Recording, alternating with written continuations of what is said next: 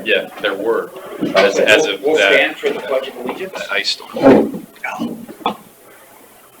I pledge allegiance to the flag of the United States of America and to the republic for which it stands, one nation, under God, indivisible, with liberty and justice for all. Consider for approval of minutes and agenda. Make a motion to approve the minutes and agenda. I'll second the motion. Motion from Jensvold with a second from Derby. All those in favor say aye. Aye. Aye. All those opposed, same sign. Motion carries. 9 a.m. public hearing for North's 4 site master matrix. I'll make a motion to open the public hearing. I'll second it. A motion from Derby and a second from Jensvold to open public hearings. All in favor say aye. Aye. Aye. All those opposed, same sign. Motion carries. Well, you want to give us some specifics on this? Good morning. I'm Kent Kraus with Pinnacle from Iowa Falls, and we prepared the permit for Eric on this site. I think I'll start out just kind of giving a broad overview of what the site is. It'll be 2 deep pitted buildings, roofs over them, with capacity to hold 4,960 head of pigs. It's up in Center Township, and it's in section 19. With that, the site's scheduled to produce a little over, hang on, I gotta get to the right page, 1,267,000 gallons of manure. And right now, we have land capacity in the manure plan for a little over 1.6 million gallons and it varies year by year depending on the crop rotations, between 1.35 and 1.6 million gallons. That manure plan subject to change. There can be additional fields added at any time, and all fields score in the top category of the Iowa Phosphorus Risk Index, which is a very low probability of phosphorus loss to Iowa's waters. As we get into the building design, I mentioned there's 2 buildings. There'll be 2 pitted buildings. Dimensions on those are 101 feet by 193 feet long on these 2 buildings. And then we get into the master matrix, and that's the main reason we're here this morning. This site and the Iowa master matrix evaluates. Did you have a question? Oh. Answered it. Okay. The master matrix evaluates that site and how it fits into the neighborhood, influence on the air, water, and the community within the vicinity of the site. We're required to score 440 points. We've scored it right now at 520 points. We'll talk about that scoring in a little more detail, especially as we get into some of the questions. So question 1, we look at additional distance over the minimum from closest residences, hospitals, nursing homes, or child care facilities. The closest residence on this site is to the, we measured to the west or to the east, and it's a vacant residence, but we measured to it anyway, of 2,473 feet. And I guess it's been vacant on and off. I don't know if it's vacant today or not, but we measured to it anyway. The proposal in this area was a little closer to that residence, and he says he was living there, and we measured to it anyway. Next closest resident then will be to the west southwest, and they're at 3,120 feet. Okay. Using the closest neighbor to the east, we've got 598 extra feet. That scores 45 points on question number 1. Then question number 2, we look at additional distance above the 2,500 that's required to public use areas.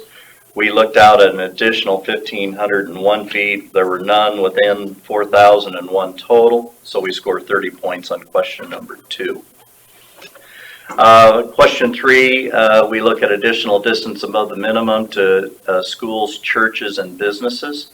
Minimum's 1,875. We looked out an additional 1,501 feet. There were none, and so we scored 30 points on question number 3.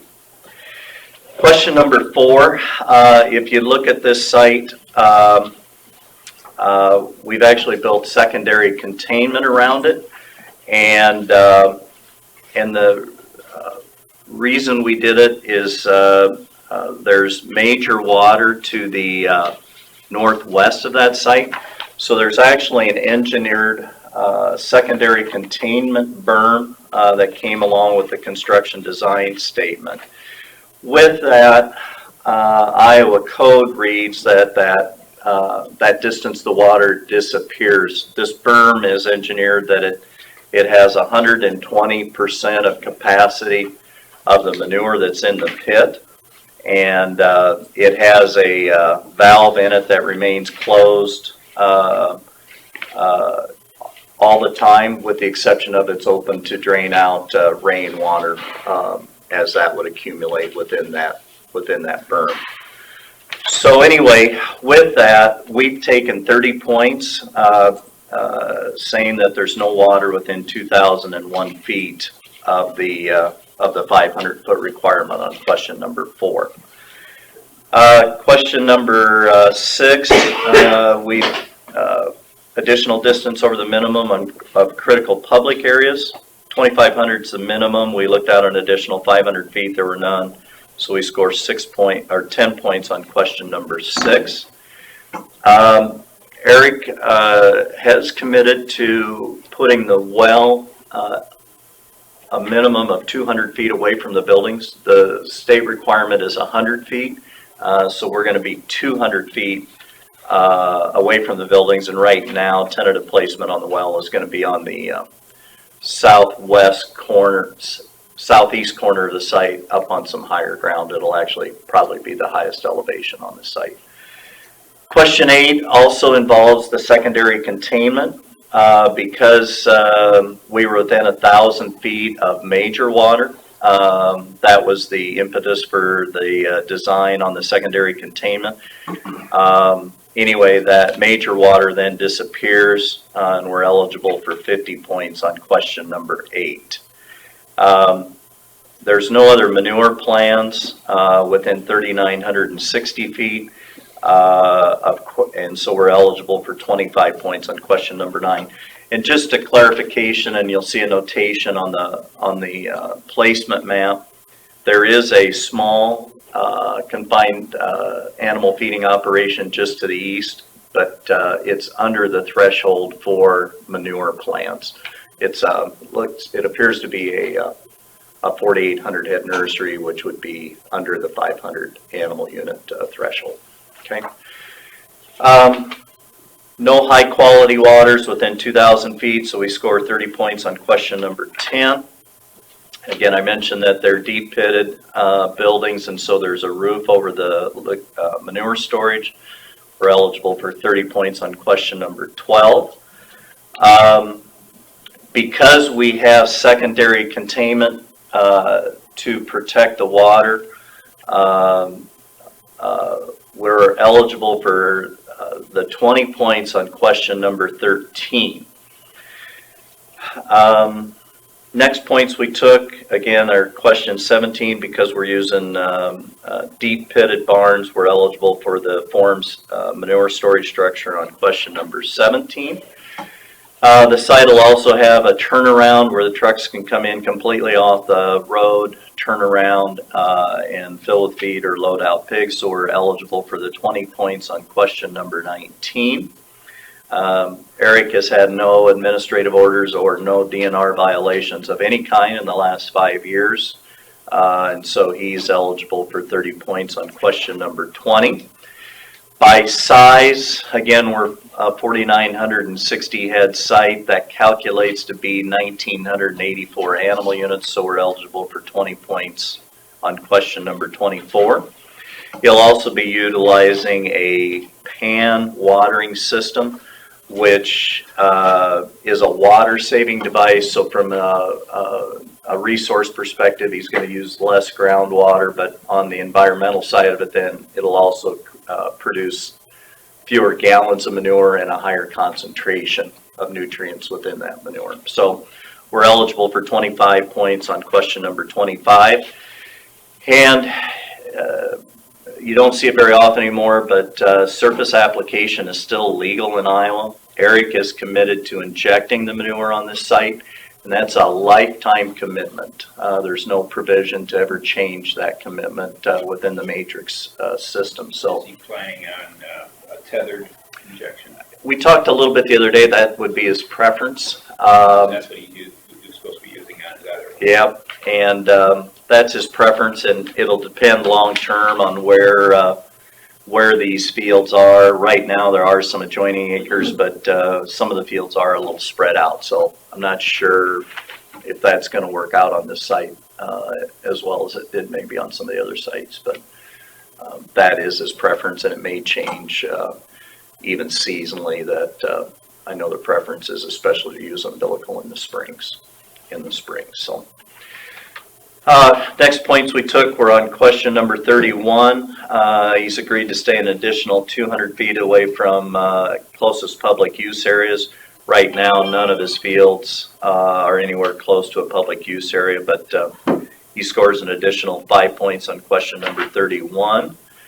And then the next points we took were on question 35. He's agreed to stay 400 feet away from any high quality or protected water areas when he's applying that manure. He's eligible then for 10 points on question number 35. He's also eligible for 10 points on question number 37, as he'll have a worker safety program posted on site that addresses just, again, as you're choring, you wear a dust mask, protective boots, coveralls, first aid kits on site, et cetera. But that's all provided within the Matrix packet that we submitted. And then the last points he took were the emergency action plan, which is, again, a list of the emergency response numbers, including even dirt contractors, electricians, if there's ever an emergency on this site. And then there's also a closure plan that says 30 years down the road, when this site's no longer used for pork production, it'll be dismantled to whatever local Iowa or federal code is at that time.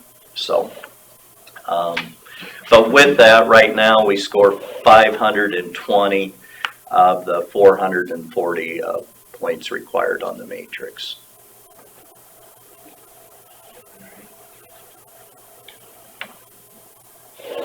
First, do you have any questions of this site? Is there anybody that has any comments or questions on this site? I have maps, and although I see you've got your maps, if anybody had any questions on any detail of it. I know Eric does a good job with his facilities, and you know, they seem to know what they're doing. I know this area pretty well. I guess I don't have any problems with it. I haven't heard anything negative, so. Did you go out and do this Master Matrix? No, I went out and looked at it, but I didn't go with the DNR. Okay. We were out last week. Did Mike go? No, it was just, no, he wasn't there that day either. So it was just, I've done quite a few of them. I don't remember what DNR officer was. Dan Bradford. Yeah, I think it was Dan. Yeah, was out last week.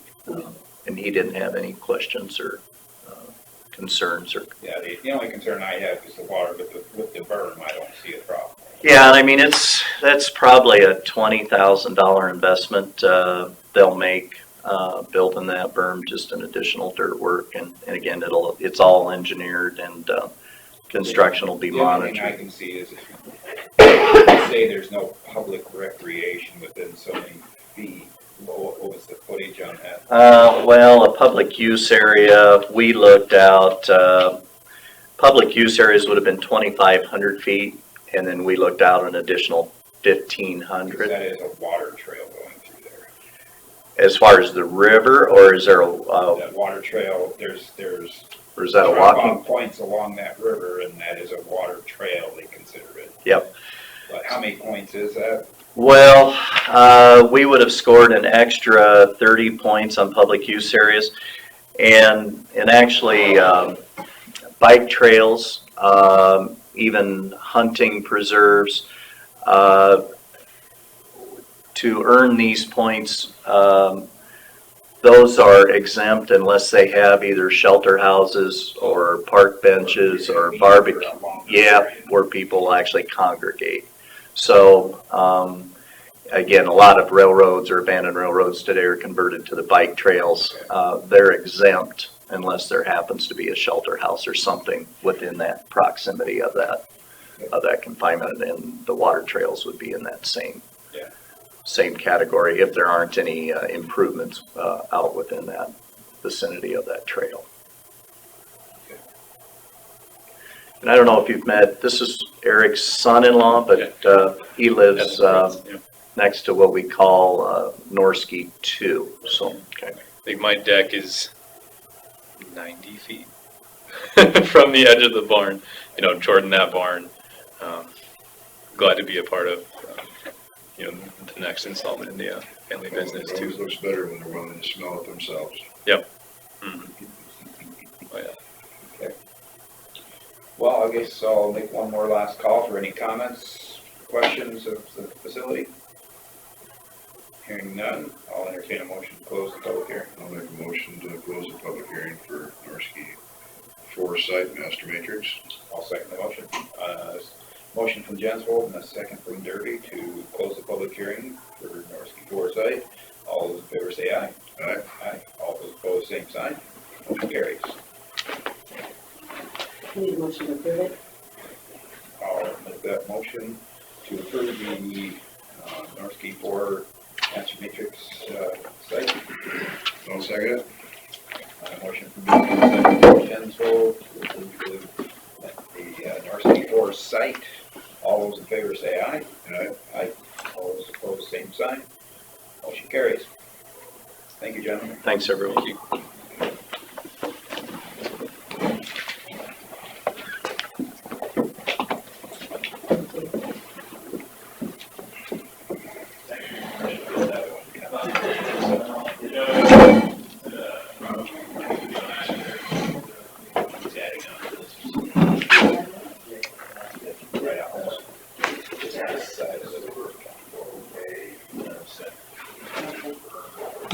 Yesterday.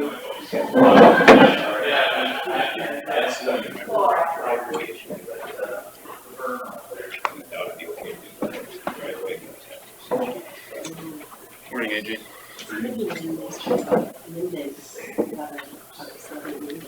I don't have any. We'll call the DNR. They were upset. Did you want me to go get Kelsey? Yes, please. I don't know where they've been. Anything else we can do to Kelsey? I have these resolutions that you can look at. There's policy and a resolution.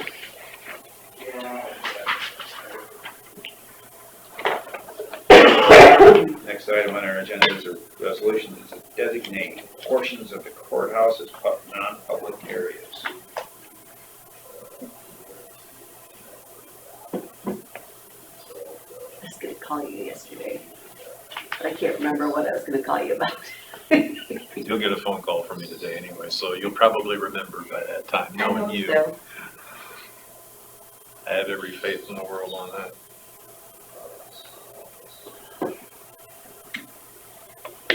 Memory does not long disappear from thy thought. Oh, I know now. I do. Told you. Just need to write it down so I don't forget again. Here you go. And so for each of these, Well, here it is. didn't you see that notice that's happening? Kelsey sent an email a couple weeks ago about this. There's people. I don't know where they went. Oh, that one. Oh, all right, yeah, I read that. Actually, I also saw that one in the news too. Morning, Kelsey. Good morning. Morning.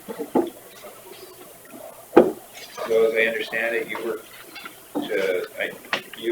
you involved in this, Eric, or? Are you talking about the, Number 3, to designate the portions of the courthouse as non-public. oh, areas. yeah. I actually made some changes to that, I don't know, You got a new one? last night, yeah, well, this morning. Just the one you Very emailed me? few, no, it's different. Oh, okay. This is similar to what they have done in Hancock County as far as designating areas as public or non-public for the courthouse. So I went around Friday and tried to figure out and cover every office that we could. For the most part, like the treasurer's office and the clerk's office upstairs are very easy because they have a counter and doors. Yeah. So that's an easy one to describe. The hardest one was probably the social services office in the basement because you just kind of walk in and there's not really, they don't have a counter or anything. So all I did on a couple of those types of offices are all areas are non-public except for the small lobby at the entrance. And then we would post signs, so it should be clear.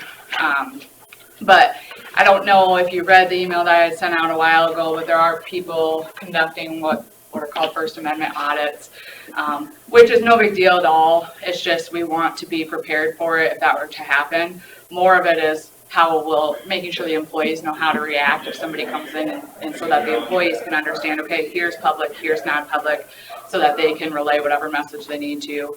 Having the resolution obviously helps that, support that, and then we would just put the signage up. Eric did look at signs and they were like, what, $5 a piece or something? Yeah, like Iowa Prison Industries makes a desk plate size door sign that you can have whatever you want on it. Yeah, like $5-6 each.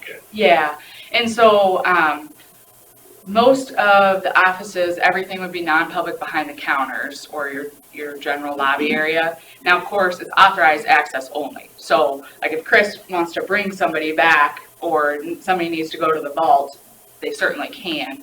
It's just we don't want people doing that On without them invitation. knowing. Yeah, Right, yes. right. So she's got public documents that people need access to, but she needs to know who's in there and when. So, otherwise there's issues of vandalism or somebody taking a document or something like that. So that would be covered as well. And I think I covered every office in the courthouse, but I may have missed something. And I didn't know about the supervisor's room. Hancock County made theirs non-public when not in session. I don't know if you usually keep this office unlocked. It's usually unlocked. So it might be one you want to take You have out. other meetings in here all the time. Yeah, there's other meetings, I don't know. Yeah, and that's fine. I just threw it in there because Hancock had it. We can certainly I can delete that line. As long as you're not leaving documents or anything I would out. say there's not anything that ever gets left around here that, Other than code books and. yeah, Sure. public information anyway. Well, again, Trust if me, you nobody posted wants to one steal of them. those- posted one of those things on the door here and just got in the habit of shutting the door, you wouldn't have to lock it, it would be, Well, and that's true too. You know. Yeah. But there's nothing in here. It's well, except it's access to Eric's office. So we've identified all the vaults that month. I So mean, I that don't would be know. a storage area and equipment room. Right. Yep. And then anything that's locked, we'll put a But sign. that vault is never locked, right?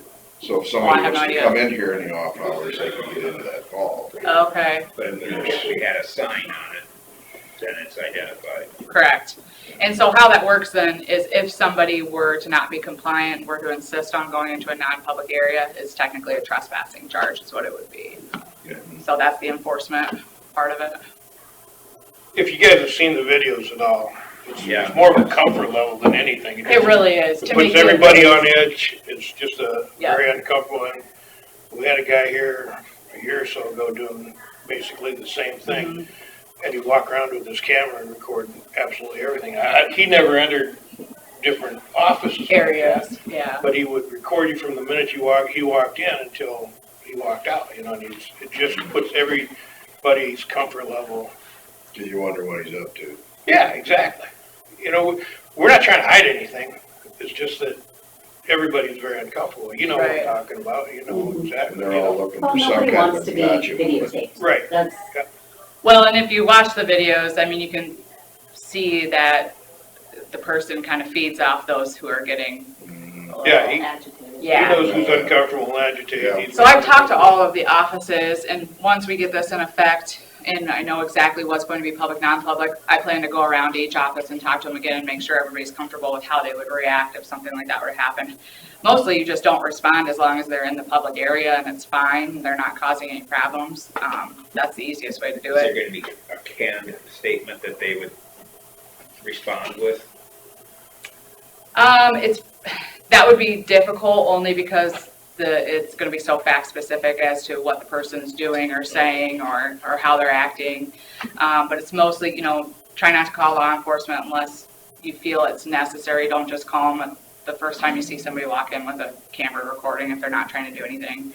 The biggest thing is if they're not interfering with your work, and they're in the designated public area, they've got some leeway there, just kind of walking through the steps of what they can and cannot do. So yeah, like Dave said, it really is mostly kind of a comfort thing for the employees and just to understand how to react. And I could specifically add the vaults on there if you want me to. That's an easy fix, and I can change If the it's covered under storage spaces and we have a placard on it, then I think it's fine, yeah. And this one would be the only one that would be under, because lots of times there is no one in here. And Right. if that person wanted to go in there despite the sign, they could probably get away with it. Right. but if we caught them in there, then it's Caught trespassing. them in Correct. the So they're taking a risk because the sign is there. And that's why I thought if this door was shut, because Eric and Carla, the two that use this room, but they just got in the habit of shutting it, then there's a barrier here and then another barrier. It's obviously that he's, it's up to you guys. The only thing I You're can see is courthouse, but- the benefit to closing the door with a sign on it would be like our drainage maps, which, what value they are, well, they're the original engineer's Oh, drawings. And Sure. then But we also have those, we have a scanned copy, but yeah, I'd hate to have to print a whole nother set of some of those if somebody decided to take them. right. Yeah, that's totally up to you. I don't know that there's a clear answer on the supervisor's room. I think we can justify it if you want to keep it non-public. That's the thing, we just have to be able to justify the spaces that we want non-public. The reasons are, we don't want them to have access to sensitive information. So like if they come into my office, we deal with juveniles and things like that. And then security reasons, so particularly upstairs in the courtroom area, the hallways that lead to like judges' chambers and behind the courtroom and stuff, I've included that, and that's security How purposes. about this stair right here? I didn't include that because this is always locked, is my understanding, at least from this angle, correct? Yeah. It's a fire exit. Yeah, I'll use a panic bar. You can get At out the from, top. but from you can't above, but you you can't can get get out, out but you there. can't get So in. somebody could walk up there and Stand there it's all, a dusty staircase. It wouldn't be a fun. No, they can take over the other one, Maybe. Well, that'd be your only thing. unless it was a what? Hide it. Oh, well, yeah, there's unfortunately probably a lot of places like that. There's a lot of places. And I did notice going around that maybe we should get better about locking some of the areas that people really shouldn't be going into. But that's a convenience factor, probably more so for maintenance, but I could talk to Kevin about that, but. Maybe just I don't know that we've had any have issues. Electronic locks with hand scanners. there You you know, go. Hancock has secured access locks, so everybody has a key fob to get in. They keep all their doors locked now, but They're also set up a lot different than. they're what set we up do. much better, because most of their offices are set up like the treasurer's office here and the clerk's office, where they've got a counter and doors that go all the way over, because that's how recorder and auditor are. It'd be almost impossible to set those two up like that, and like our office, that wouldn't work. So, it's just a different setup. But you just need to let me know about supervisor's office, because I can certainly just take that out of there if you're comfortable keeping it open. Like I said, I just threw it in. I think it's fine the way it is. If we shut the door, then it's off. And again, if people want to use it as a meeting room, they certainly can. It Right. just- But I don't usually know, they have they to go, normally check with you. That's They go on Yeah, through we have a Carla anyway. schedule in our office. Yeah, that's on invitation anyway. I mean, you're being allowed access for most meetings. Right. You know, people just don't. Come in and pop down and bring their coffee and If you have a donuts. question about drainage, then Chris will come in here with you or Sure. one of us and go over it with you. Sure. So it'll be an invitation. I think it's fine the way it is. How about you? You good with it? Mm-hmm. And I did include, I don't know if you saw the public health building as well. They have kind of a similar setup where you walk in, you know, and it's pretty open. There's a little lobby, but it's pretty open. 2 buildings. Yes, and I don't know that I included the one on Main Street. Is that the other one you're talking about? Yeah. That one I'd say is kind of by appointment only, because it's not like it's open. That's what it's not It is there. necessarily even open to the public all the time. It's at the Healthy Families. And Ron Sanitarium is up there. But I could add that if you wanted to. Similar setup, you walk in, there's a Should lobby. we add that to this first? I would talk to them first. Yeah. To me, if they're not expecting someone, you know, who specifically has an appointment, it's locked. You know, it's really just a workspace. Even if someone's in there. If you ask me, according to that document, it would be a workspace. Okay. Okay. And I didn't include the law enforcement center on this one. That doesn't surprise me. Well, that's already, And now I'm not going to do a resolution for the law enforcement. that's already by invitation only.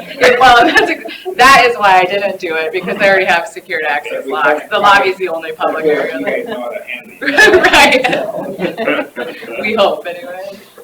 But should we be developing one for that? For the law enforcement center, yeah, we probably should, but we could do it on a separate. Well, the only place they can go to in the law enforcement center is in the Just that lobby lobby, itself. right? Everything else is locked down. Yeah, I was gonna say, you can't get in. But what Somebody if they else. walk in and say, you know, it's my right to be in here? I'm gonna tell them no. We're gonna tell them, no, it's not. It's a secure building and you don't have any rights in here. Yeah. If you wanted, And that's if you true want, with the. yeah. It's a secure building, they don't have the right to be in And it. the Iowa code protects us on that. I think so. would I think the so. case law I- probably does too. Yeah. Because you can't just let any knucklehead walk in that you don't trust into secured facilities. Right.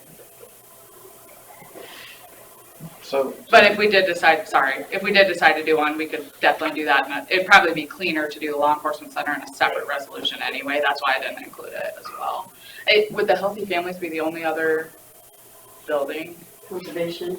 Conservation. Yeah, I mean, and the We got road Windward. department has some shops and things, but We have Okay. Windward. that they're building. not really public. At all? Yeah, those are just storage and, My guess is those aren't high target areas anyway for most of these people who wanna come and create problems. A lot of times they sit empty anyway, because the guys are out on the road. You know, Yeah. the mechanic shop is busy, but, you know, a lot of times the Buffalo shop is empty because the guys are out before say they go. What were you gonna say, AJ? So you're going to make this room non-accessible to videoing. And yet it's If an it's open not meetings used. area. If it's not in. It's not in use. Okay. Because we as the press, you're gonna have one heck of a fight if you close off a public open meeting. No. Yeah, that's not the. no, it's intent. only when not in session. As much as we'd like to keep you guys out of here, we can't. As much as we really don't wanna be here, Touche. if you really want the truth, No, AJ, right in there, it says only when not in session. Okay. It'd be the same for the courtrooms upstairs, and that's Yeah. that's for security up there as well. So obviously they're open to the public when we're having courts in session, but, there you go. But, when we don't have court, then we always have those locked up upstairs. Because I'm there's, wondering if we should, just add these other areas then. before we adopt it and just put it all into one. And I'll have to run out to the conservation office to see how they're set up. As far as the nurse's office goes, what would happen if somebody, and we talked about this in your office, a decorative kind of rope, just a barrier? Because if they walk into that lobby, they can walk right into any of the offices. Yeah, yeah. And I If you know. had if you had a rope that looked decent, you know, Or something on the floor that identifies I don't even know if the floor counts, if that would even count. I Across think this you need a line? physical barrier. I know what- Yeah, and it's certainly not required, but if you think about, I mean, that's going to deter people more than Mhm. just a sign on the door. Yeah. So that's a judgment call, But but, there you know, is, it's not there required. is an opening there next to the bathroom to that hallway. If you had a sign sticking out from the wall a little bit, a placard sticking out, it would say, no admittance passes, or this is a. I'm just trying to think of something that would be easy and probably the cheapest I route. just hate to put a barrier in when it's something that gets used all the time, and Back and if you forth. have a That's what sign I'm saying. sticking out, at least it kind of identifies no admittance passes point. Get those rotator things like they have at shopping centers, I want. There you go. Yeah. Well, and, you know, I guess if they want to start with signs and then they seem to have an issue, it's not like you can Yeah. do something else later. Yeah, Because I we talked about that with like Chris and Carla's offices too, because obviously there's a big opening beside the counter, but I think if you put a sign on the counter that says authorized access only beyond this point or something like Then that. we have the right to remove them. Right. Right. If there isn't a sign there, they think they have the right to be wherever they want. please wait here to be helped. or Yeah, whatever. something, because if you watch the videos too, I mean, they're not trying to go into places that do have signs or locked or whatever. They're just noticing that Well, those this places particular don't have individual- signs or anything. This particular individual wasn't, but, and I don't know if Winnebago County is ever gonna be targeted, but I'm afraid of copycat people. Sure. Yeah. That's exactly what I thought of when I saw it too. Not necessarily that this group is gonna come up That with don't Winnebago County, understand but the law, that Yeah. My only problem with this whole thing is that we have to do it. Cheers to that. We could give, like you said, we could get one of those number things Actual and then threats. never call it. I mean, this is causing more problems for us than we know what to do with. If you go to the American Federation of Television and Radio Artists, SAG, they'll say the same thing. These knuckleheads are going in here and they're destroying any trust that we would have if we were to come in and just do a sit-down interview with you or Carla or you guys or you or the sheriff. We try to avoid that because he's got a gun. But the point is that it just totally destroys the whole thing. Because then how can you trust, if that cameraman walks in and he's got his camera pointed down, but it's off, how can you trust that he's not videotaping? When he's walking back to, say, Carla's or yours or the sheriff's or your office, how can you trust he's not videotaping? And seeing documents. And seeing, yeah, exactly. Recording documents. I should say. Exactly. so say Chelsea's doing payroll and some, some important information is on her desk, and he can zoom in on that document. You can zoom, with the new TR7s, you can actually zoom in from almost 50 to 100 feet away and still be able to see the document clear as day, even at 12 font. So you gotta be careful. I mean, somehow or other, just as a professional, I'm just telling you that even if that document's sitting there and you're blocking off the entryway, that cameraman can sit back, put it on a full zoom, and hit whatever Terry's reading right now on his desk. I can be right here and pick up every word. I don't know how you would prevent against that, except for like partitions, yeah, or something. I know, like, I'm gonna get, what are they called, the privacy filters for my laptop, because when I'm sitting in court, if there's somebody behind me, they can see my laptop, and I'll probably get them for Ally's screen, because when you walk in, you can see it. And I talked to Public Health, and I think they were going to get some as well, because when you walk in, if you're at the perfect angle, you might be able to see something. But that's another thought for anybody that would have a computer anyway, that kind of even faces the public. Most of you guys are blocked off there, but. So some of those little things that are kind of easy fixes help. Scott, do you know of any areas in your shops that you would not, I mean, we're just calling those workspaces then? You know, Well, the problem, so with this resolution, we've identified the courthouse and the public health building, so I think I would need to make that more broad if we want to include the shops and There's everything. not much sensitive information laying around. I think that they might even be posted They're for, forced because of the safety. All the Yeah. safety aspects. They're not Yeah. public. building. in the sense that, like the courthouse, right? They're just equipment Public. storage and everything, Well, right? they work there too. Walk in and There's expect no, like- to go around and look. Right, there's no customer public service type of. Right, Most any repair shop has got it where you can go back in the work area for insurance Yeah. purposes. so if you have signs posted there, then, Might have to do an audit of that. Check. yeah, take a look. And your customer service counter is in the basement. If somebody has a complaint for the road department, they wouldn't go to the shed in Thompson to make a complaint about their road, They right? might, Yeah, I mean, that would be, the appropriate place would be downstairs. this time of year, they might. Well, yeah, So are there any changes you want me to make to it then, or do you Well, want to other wait? than, Julie sent me a message, because she must be watching Sorensen. She said that that building is basically by appointment only, yeah, so Okay. they, might have to have some signage identifying the line. well, I don't There's not think really they're one. saying that it's even a public It's not- lobby. Not gonna be a problem. It's just not open unless you have an appointment and they're expecting you. It's kind of like the shops in a sense. I mean, Is that- it's not like a How customer that service. applies with legal And- whatever. If the whole And building, that building, until now, was flying under the radar in a sense anyway, because it's not somewhere where people think about going. They're either gonna think of down there or here. But it's a public health building, it also has the VA in it, sensitive records. Yeah, but it does have sensitive records. so there it is- does, yeah, Julia told me that. So it's run through public health though, essentially, Yeah. correct? Yeah, it's essentially, they're out of space in their building, so it's essentially an extended workspace. Yeah. Is how I understand it. I'm not, I don't Trying see to any speak problem on with behalf, having that all non-public. I think you can justify that with the records and the fact that it's, I mean, it's not like it's open 8 to 4:30 like the courthouse or anything like that. There's no customer service type desk. You're only doing appointment only through public health.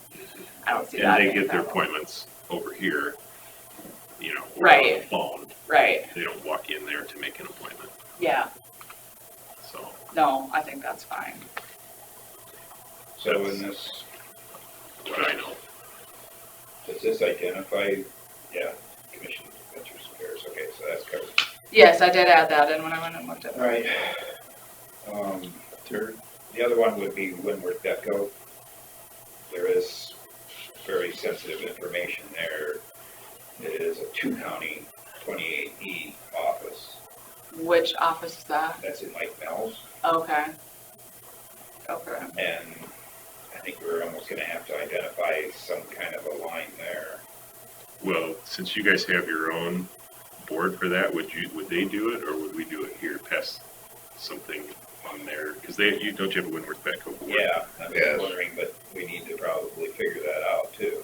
yeah, you'd probably better look into it.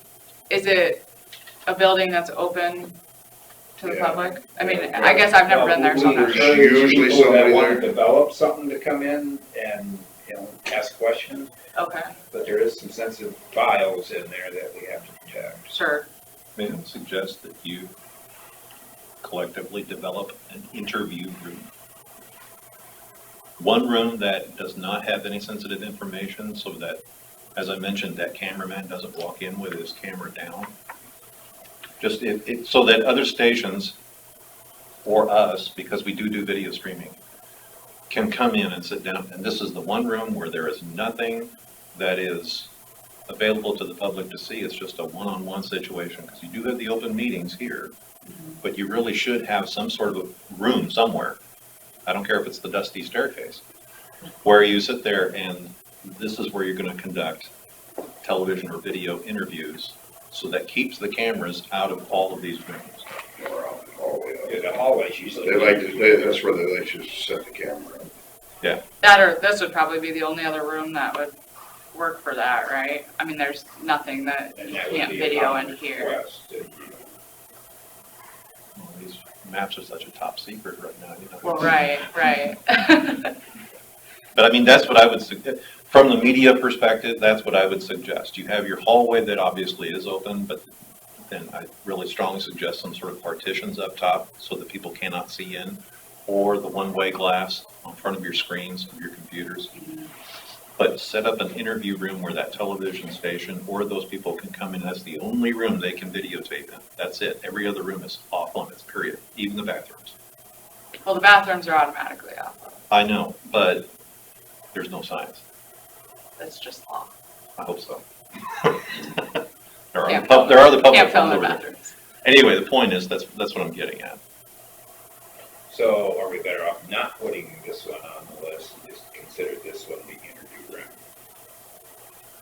'Cause I don't see anything within these walls here that's gonna be a problem. That people can't come into. Yeah, I think that would be fine. So And you can it's still not keep, here.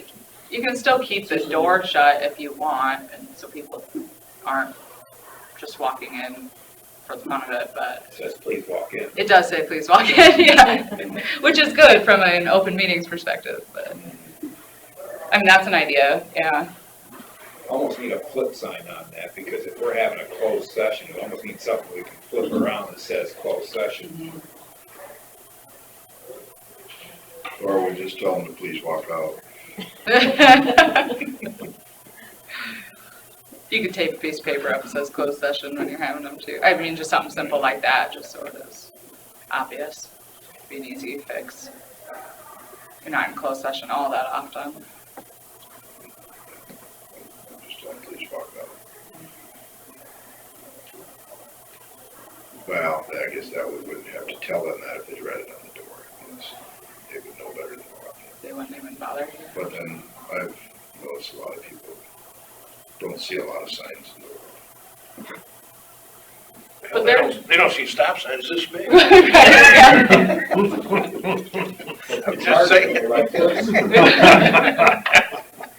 But there is no reason you have to adopt this today. If you want to table it to next week, I can certainly, we can, after our We should discussion, probably do some talk more work to it Conservation, see if there's anything there. that they want. Otherwise, we'll see.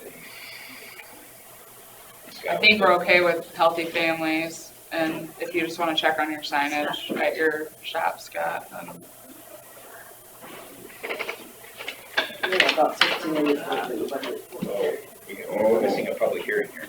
So it's supposed to be at 9:30. So, okay, so let's table it for now. Okay. And we'll look at some other areas. Thanks for your work on that. Okay, so we're running behind, 9:30 a.m. public hearing for fiscal year 2019 budget amendment. I'll make a motion to open the public hearing. I'll second it. Motion from Derby and a second from Jens Holt to open the public hearing for the fiscal year 2019 budget amendment. All those in favor say aye. Aye. Aye. All those opposed, same sign. Motion carries. So you want to give us some overview on this, what the amendments are and how we're covering it? Okay, Sandy Morales, the first one, we increased Sandy's budget for social services due to not having to pay her a bigger salary. Then we have secondary roads for maintenance, gravel, and pick culverts. We have conservation. They added $8,000 to the rural supplemental due to an employee's change in insurance. And then we have the sheriff's office, auto purchase, new equipment, firearms permitting for radar units, food prep. We had more inmates than what we thought, so we have a ton of extra money for that. And that money can be used towards this. What's that? And that money that we're taking in can be used towards these Yes. expenses. Yep. Custodial supplies, safety and protective supplies. And then, we actually have, an insurance check for $20,000 because we totaled the vehicle. And then, a grant for $2,000.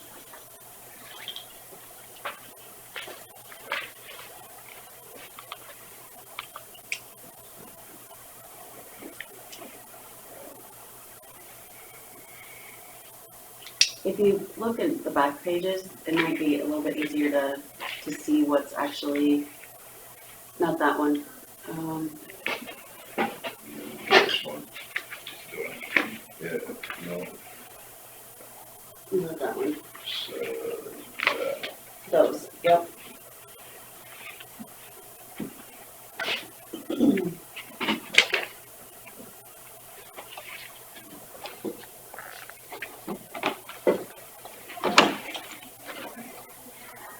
the social services increase would be split between the three counties in the end, right? Yes. Yes.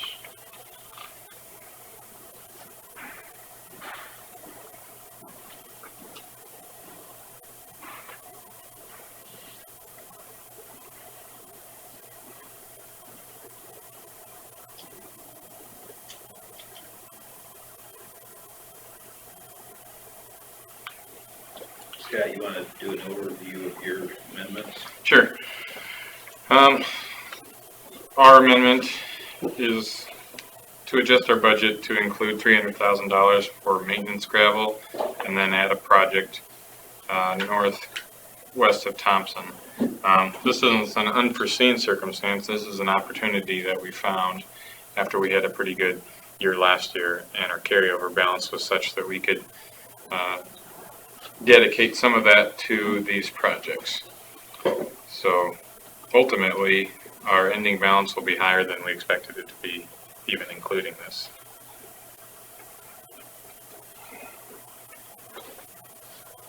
And that is due to what? An efficient year, savings in a number of different categories.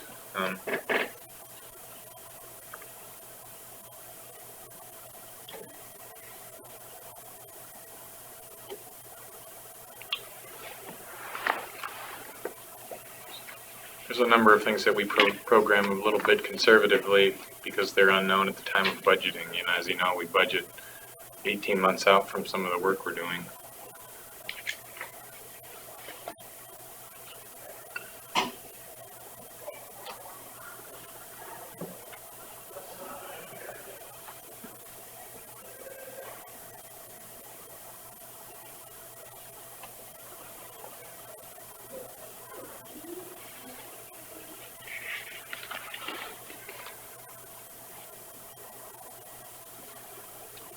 So in the public safety area, we have an amendment of 154,000, but we're only showing an extra revenue of 23,000. Is that correct?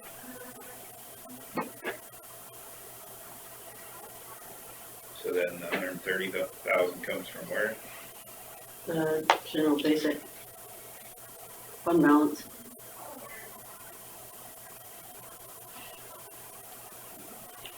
How is that gonna be affected for what was our estimate before? That should say on the, First page. mhm.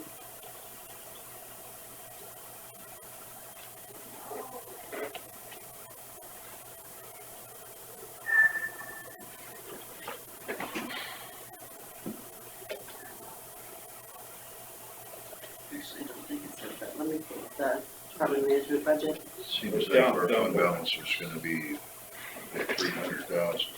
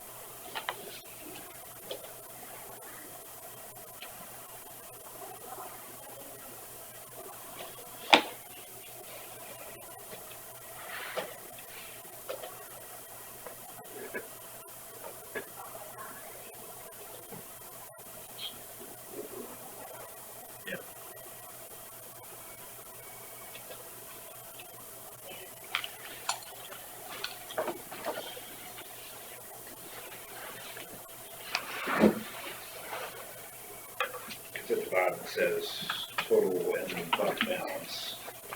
And then it, That's really big. Let's see here. So this is 2018's budget, which is the year that in our general fund ending balance is that amount. okay, So you'd have to take whatever the budget amendment is for general fund, and subtract it out of there. Not all of it is general fund though. well, and then, let's see, you mean within the public safety, Mhm. okay.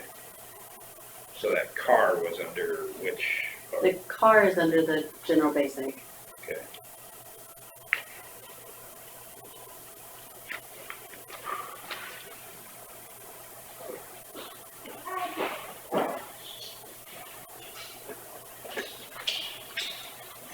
The social services under just general basic.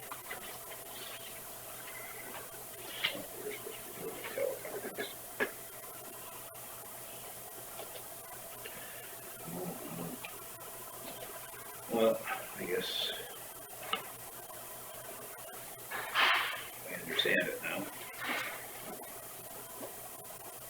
Is there any comments or questions?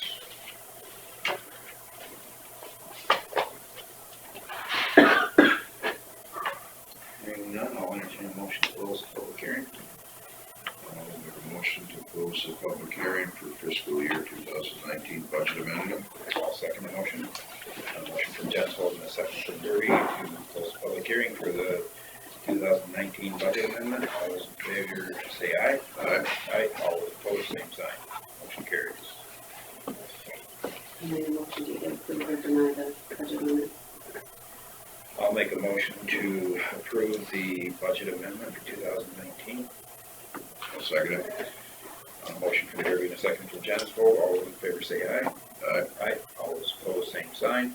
Motion carries. 9:50, we're supposed to be in a teleconference. Here's the phone. I think you can just call the board of supervisors.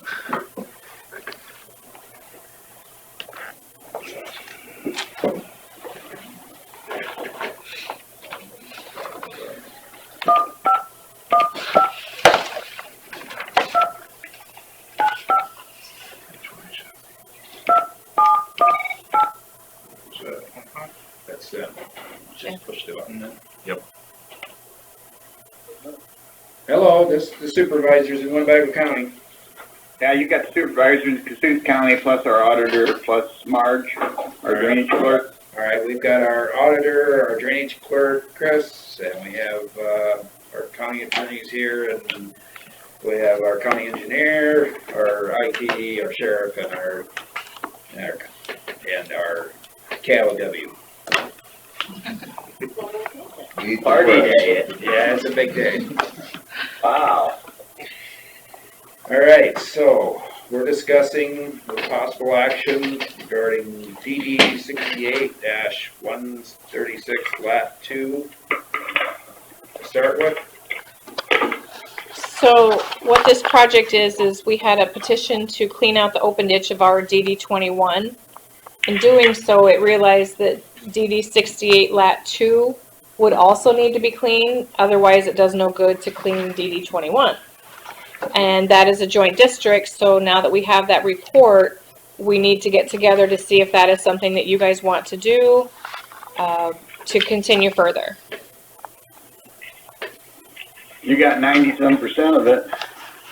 Right, but still you get to decide. Whatever you want, we'll do. Okay. It's about time you got your mind right.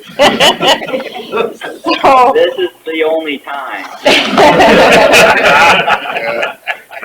So, if the report looks good to you, what I would like to suggest then is setting a public hearing date. And I would like to know if June 25th works for you at 11 o'clock. that your plan?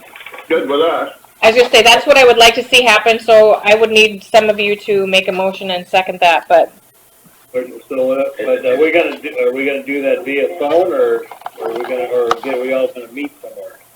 That's our board day too. right. Should we just do a teleconference? Yeah. Okay, then that'll be fine. And they could show up either place if they have an issue. Right. I mean, your letters could say that to come to your office, our letters can say to come to ours.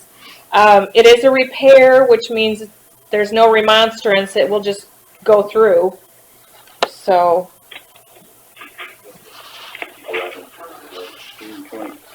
You wanna do it at what time, 11 o'clock? I'd like 11 o'clock, please.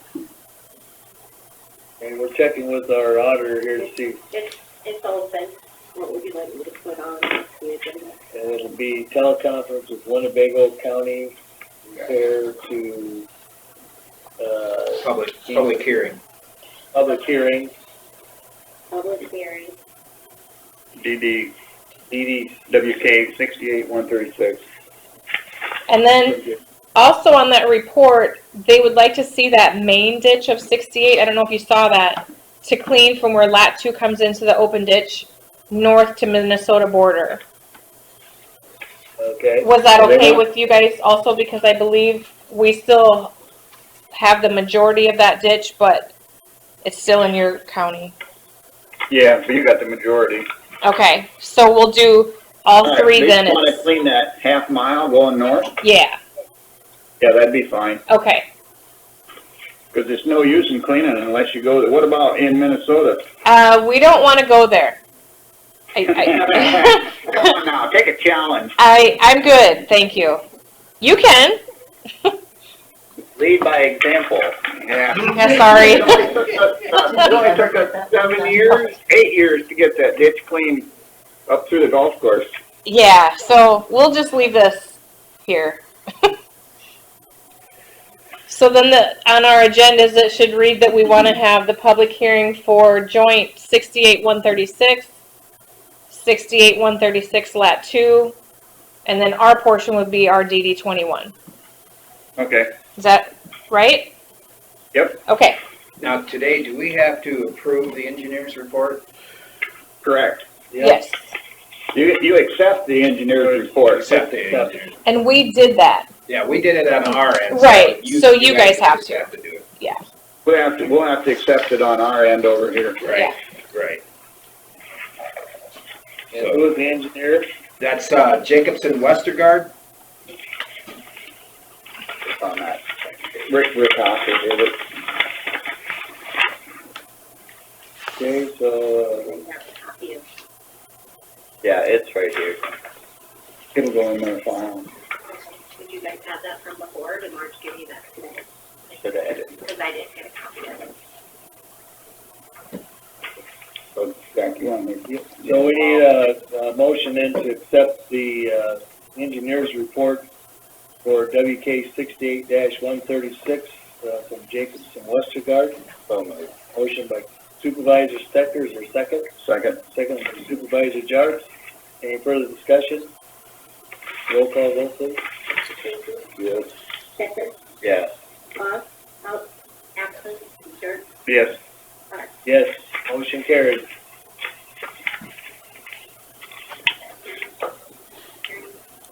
Okay, and then we need the hearing date, we need a motion then to set that for June 25th at 11 o'clock. Via phone conference. Motion by Supervisor Jarvis to set June 25th. And second. I'll second it. Oh, yeah, one more there. Yep. Bill Jensen? Bill Jensen. Yep. Okay. Roll call vote, please. So you What? guys You are can actually do lead, you guys are lead county. lead. You should be doing this. Yeah. Well, you were in such a roll. So I'll do roll call vote. Jensvold, Yes. Stenzer is absent. Derby is yes. Over in Cassuth County, Platt, yes. Jarks, yes. Decker, yes. Casey, yes. Absent, lost. all right, so motion carries. Let's see. Is that all we have? Okay. I So, believe that should be all we need to do on this. all right, Thanks, you guys. thank you very much. You bet. You bet. All right. Bye. Yep. That was easy peasy lemon squeezy. Yeah, that one's so Nobody good. else- That one's so good, I think we ought to call Minnesota. Or just call the meeting off and say, we're done for today, Yeah, call it a let's win. stop while we're ahead. You know what, when Willie was here, he was working on a project with Minnesota, and it never got done. Is that Northeastern, right? Yeah, Yeah. DD 103. Yeah. Do, They don't Oh, have to share 102, yeah. expenses on state line bridges either. Nope. Okay, They close the road first. Okay, so are we up to number 14? yes, because then Melissa. Set public hearing date for DD 18, last 11, 12, 13, and 29, And same day. yes, at 11:30. Okay. And I am getting information together to send out what I have for remonstrance if they needed. Some of these, the cost is high and there aren't many landowners in them. I did talk to a landowner who looked at the report and was going to maybe get a hold of Rick Hopper, where the lat 11 continues northeast. They are thinking that that portion of that tile is working fine. It's just from the open ditch up and then when it goes west. So that could change the cost. Right. So they will be talking and we'll see what happens, but I'm gonna try to have all that information ready for landowners when I get that letter out. Maybe if you change the bottom, then it'll just create a vacuum on that other part. So that's what I know for now on that. Okay. So, and that's at 11:30, so Yes, please. I'll make a motion to set the public hearing date for DD 18, lots 11, 12, 13, and 29 for June 25th at 11:30. I'll second it. A motion from Derby and a second from Gensel. All those in favor say aye. Aye. Aye. All those opposed, same sign. Motion carries. We need to get number. I was gonna say, do you have anything else for drainage today? And then I'll be done. I might just stop in the office after. Okay, otherwise I think everything is All right, going okay. thanks. Thank you. Discussion with possible action on payment of taxes by Thomas and Valerie Dillaboo. Did you find anything out on that? Well, I talked to Lowell yesterday, and he had indicated that it was, Not as bad as I thought. that they actually were not doubly assessed, is my understanding. Correct. He explained it to me, but you would be better off hearing it I from talked to him a little him. bit yesterday Okay. morning. Yes, and he made it said sound that. like there may be only 1 year involved. So you had talked to him before me. He had talked to you, he had checked everything, and he relayed to me that there was no double assessment. Okay. There was something about 1 year where both parcels were put on the same roll, and that's where there was, it might, he's gonna be able to explain it better than I can, but my understanding is there is not an issue. Oh, let's see, 7502.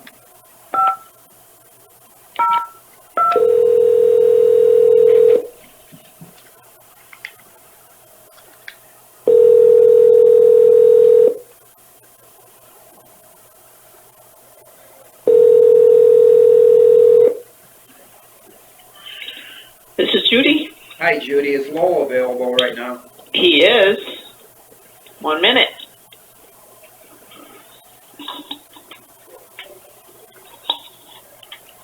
Hello? Hi, Lowell. This is the supervisors. Yep. Can you update me where we're at with the Dillaboo thing? Is there any action to be taken here? No, there was no double assessment, so Okay. it's, everything is fine. I guess if you call her and tell her that, I don't know if she believes me or not, but. Yeah. Well, I'd probably look over the documents before I call her. Okay, that's fine. I got them down here if you want to step down and look Okay, at them. So there's no actionable item today then? No, Okay, that's all we needed to know. all right. All right, thank you. Yep, bye. Okay, result.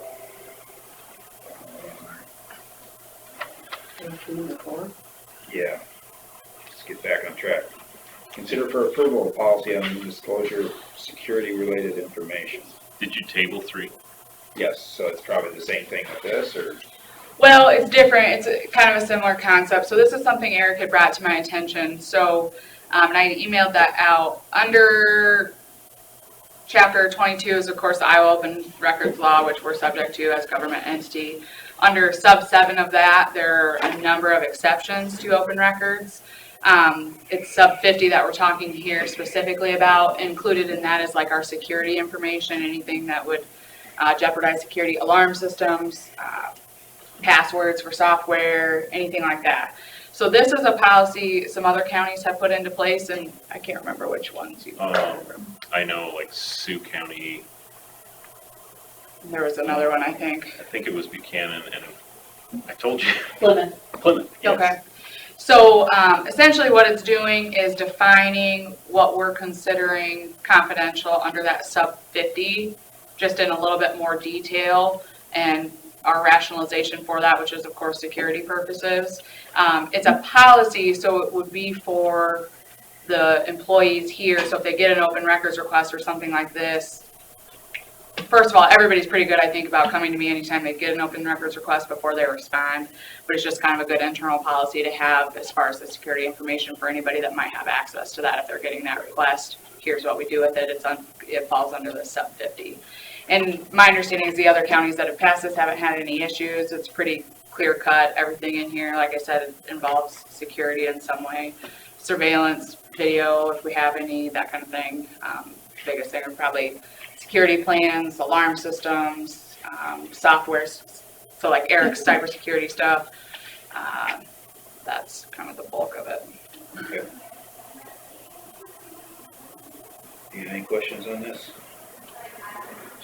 Pretty straightforward. Okay. Yeah, you wanna make a motion? Sure. Make a motion to approve a policy for disclosure of security-related information. I'll second the motion. Motion from Gensel and a second from Derby to approve the policy for disclosure of security-related information. All those in favor say aye. Aye. Aye. All those opposed, same sign. Motion carries. Since we're doing all this, maybe at some point you want to take a look at, like, I have elections again policies and that kind Oh, of sure. stuff. Yeah. Maybe you could take a look at that. Yes. I'm not sure that I ever had Adam look at it, so. Okay. Yeah, just let me know. Okay. Do you get that through like the state auditor's I office? probably got it from like Blackhawk County. Okay. And then kind of. Manipulated it to fit us. Okay. That's where a lot of the election, there's big counties that have a whole election staff. Right. A lot more help. Yeah. Mhm. Do you guys need me for anything else? I think that was I don't it. think so. Thanks. Yeah, thank you. Field trip. What's that? Field trip is over.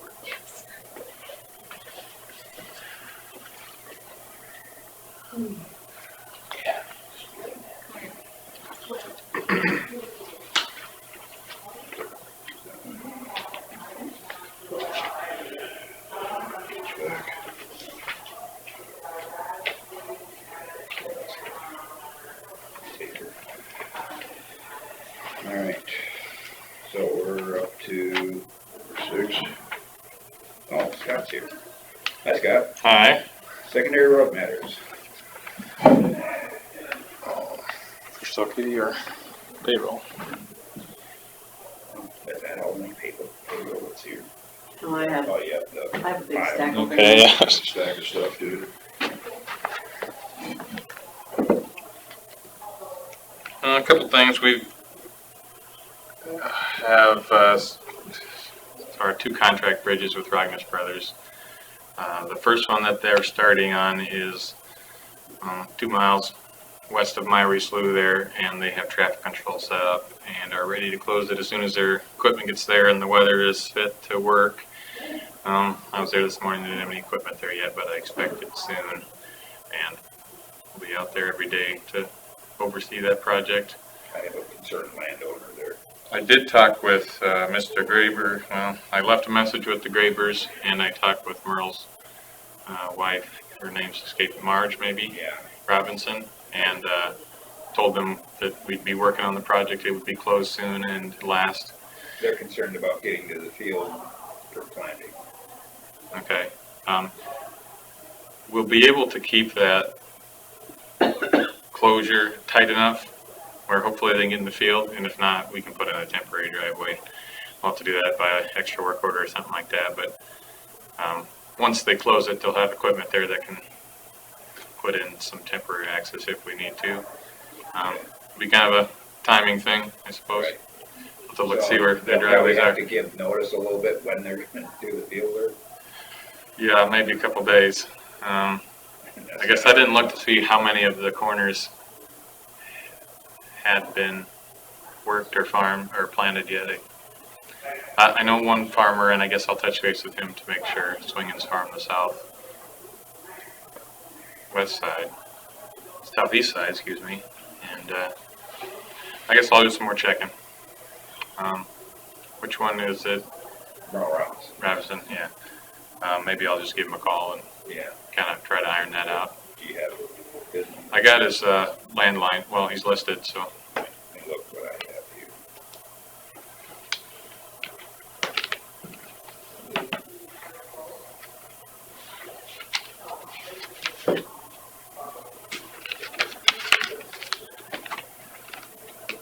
Here, I'll just show it to you. You can write it down. This is for privacy reasons. The top one there? Yep. Is there a camera in here that can zoom in? I'm trying to angle. Oh, no, you're good. This is his cell phone number, I assume? He's gonna put the picture on the radio. So I think that we can work this out. Hopefully we don't have any shows up at the planner and can't get in there type of thing, but I would think we should be able to work with him. Okay. I'll just, again, once we know when the bridge is actually going to get ripped out, then we'll just have to make sure that we have either access to his old driveway or put in a new one. Yeah. Timing's going to be tricky. Okay. We can work through it. Okay. And then, see, where's the other one at? The other one is by Cliff and Grace Brandstead property, northeast of Thompson. And that one won't start until after this one is at least to a point where they can Pass. move some guys and equipment up there, as I understand it. So hopefully if they get box culvert when they want it and we don't get too much rain, a couple weeks, but you know, things could slow down as much as 4 or 5, I suppose, if can't get the materials or the weather isn't right.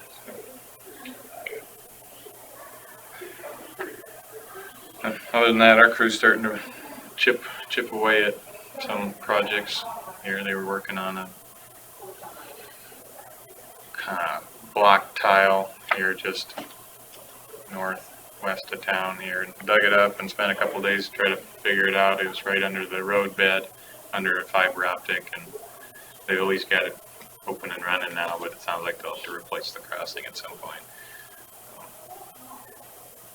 Sounds like a foot of frost still in the road bed, Mark said, so that's an interesting point to relay to our residents, as we know why that causes the frost boils to happen. You know, the water can't drain away from the surface. It's going to stay there and just pump with the rock and dirt and everything. So that's the biggest cause of our frost boils, and until it leaves, we'll be fighting them. Yeah, it actually seems like they've gotten worse as it goes here. I talked to a farmer last night that's been around for a lot of years, and he says this is as bad as he can remember it since the 60s he was talking about. Yeah. So, as Mark suggests, if we get a kind of drenching warm rain, that might be our biggest help at this point. In the meantime, it sounds like you can pour 2 feet of rock in mud hole and see it disappear, which is kind of depressing.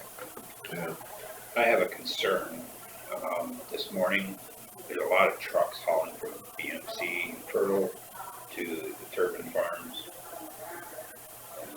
following 7 of them on the Mhm. highway in a mile stretch. Mhm. 2 of them came straight off on the 9. They were taking the cut across. Help me out again. If you go out, they're coming from Fertile. Fertile. They're going on 420, Yeah.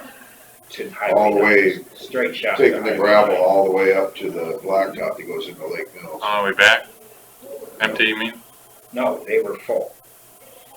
So that road there, From the I don't know east, why they would coming to choose, Highway 9, straight on. They've been doing it for a couple of days. they go on the south side of the landfill out there. These are rock trucks, Yes, belly dump rock trucks? yes.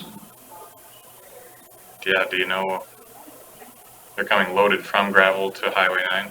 And they just mixed in with the other ones that looked just like them. Do So you, 5 of them went on the highway that I could tell, and 2 of them took the gravel. well, I'm not sure why they, It's a 2-mile Sure, it's stretch. gotta be soft and hard to drive on it, number one. do you know any of the truck colors or names on them? Couldn't see, when I was, I mean, Highway 9 goes straight to Fertile, so that doesn't make any sense. right, well, it No. backtracks. It backtracks. Wow, yeah, all the way over there. And you think they're taking gravel all the way from Fertile? No, No, you no, would go that section to the Rice Lake Blacktop. And then the Rice Lake Blacktop connects Blacktop to Fertile. They're going that way. Why wouldn't they just take Highway 9 back and all the way around? exactly. It's extra miles, or they were trying to get past somebody out. They're cutting off a couple miles by doing it that way. Yeah, But they're driving on soft gravel road with a truck, loaded truck, I don't know why you'd even wanna do So I it. don't know if they have to embargo that road. They've been doing it a couple of days. Um, I followed them up. We've been doing the big, huge volcanic frost boil up there on the park up there off of 9. And I followed them all the way up and, yeah, they were turning off and heading on gravel and I couldn't figure it out because our road is also soft as well too. I'll look into it, see if Mark knows anything about it. It was bad enough when Christensen Farms were cutting across with Yeah. loaded trucks. When things come up and we can try to get ahead of these and reroute trucks, we do, so we'll Yeah. look into it, see if we Well, can there's no grab. reason for them to be on No, a soft gravel road now, No. but I mean, Not at all. if that's where they're taking the rock, I know Alright. the belly dumps were black. it's a trailer for bike. Okay. Yeah, we'll need to look into that. I mean, if there's gonna be a bunch of them doing it on a regular basis, that road just, I mean, that's not a road that the German companies are Oh, no, there's take no care reason, of, so that will be no us reason for having this to- at yeah, all, yeah. no. If they were gonna repair it, it'd be a little better, but even then, it would be a bad choice. No, even then, wouldn't allow it. You got anything for roads? I do have some work priority information for you, but I don't have it with me because it's on my laptop. It'd be easiest just to put it up there. But maybe after you get done with everything else, we can go through that. Okay. All right. That's all I got. All right. Consider for approval resolution to purchase equipment for secondary road department.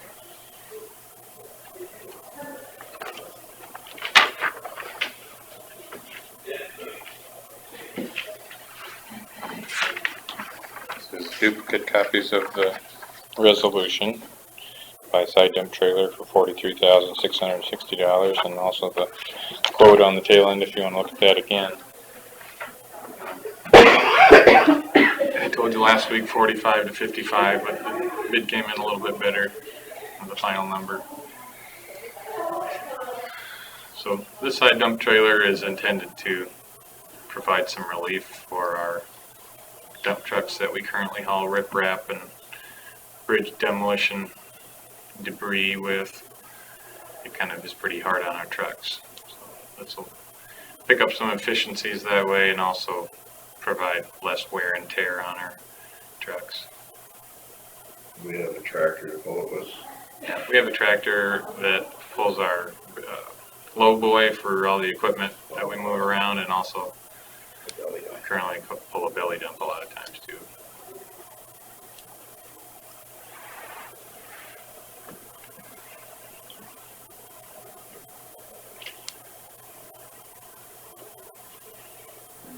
was not in your intended, purchases for the year. I would say that. I don't remember hearing anything about a side dump before. I'm not sure if we discussed the full plan of what our equipment needs were. I mean, it's a little bit of a moving target.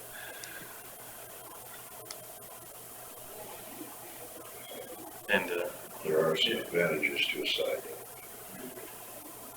dump. as much as a maintainer and a truck cost, a lot of times it's a matter of deciding what fits in the budget. Truck or a maintainer, and then you have a remaining amount to plug in for other needs. You know what the weight difference is? A belly dump versus one like this? I don't have that. My guess would be the side dump is somewhat lighter. But this tub is short. It's only 34-foot tub on a 40-foot trailer, so it's probably where they save some of the weight by not having it full length. It's not full length though, you can't make it to the bridge. Well, the trailer's longer, but the tub is shorter. Oh. Yeah, the axle sitting behind it. As long as the axle's just right off on it. Right.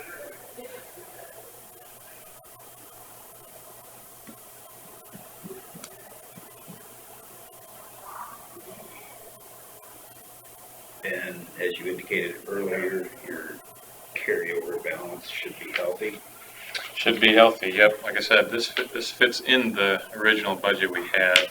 If you factor in the pickup that we had in an accident, the insurance payment, and the extra purchase of the new truck.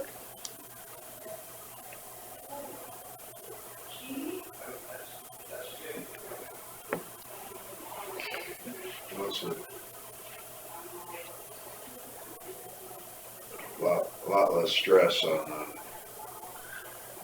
the side dump than it is trying to back the dump boxes on the regular trucks. You just pull up alongside the road and dump it over where you need it for the most part. I guess is that what you're thinking of using for? Or? Like I said, stockpiling, so it'd be dumping on a pile. It's quicker for that. Yeah, if you're doing anything like dumping dirt off the side of a road, really handy for something like that. We can't really haul dirt in a belly dump, you know. No. Be one thing.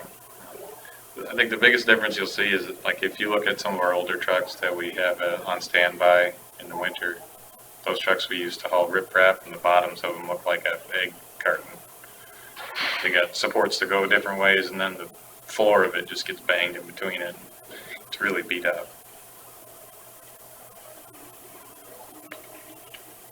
So if we don't have that, I think our boxes will hold together a little better toward the end of their life and have a better value.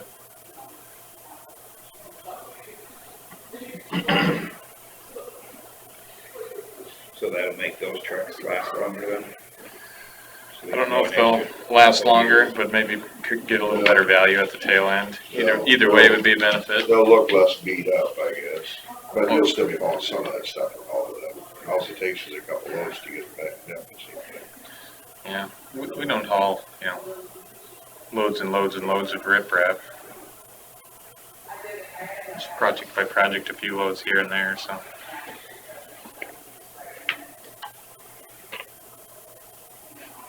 Well, what do you think?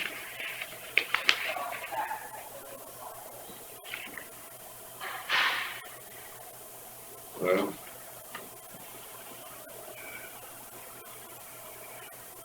I can see just like everything else, you hate to spend money, but there is a place for a side dump trailer in any excavating business or whatever. Most companies have both.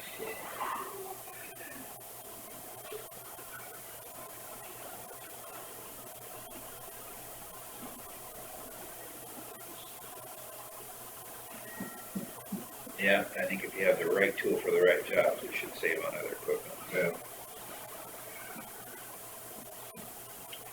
So you okay with it then? Yeah, I'm okay with it. I'll make a motion to approve the purchase of equipment for secondary road department. second the motion. On motion from Jensvold and second from Derby to approve the purchase of a 40-foot side dump trailer for $43,660. All those in favor say aye. Aye. Aye. All those opposed, same sign. Motion carries. Should have paid attention to the inventory sheet or whatever, but I was kind of surprised to that you guys didn't have one. I would have thought you'd have one.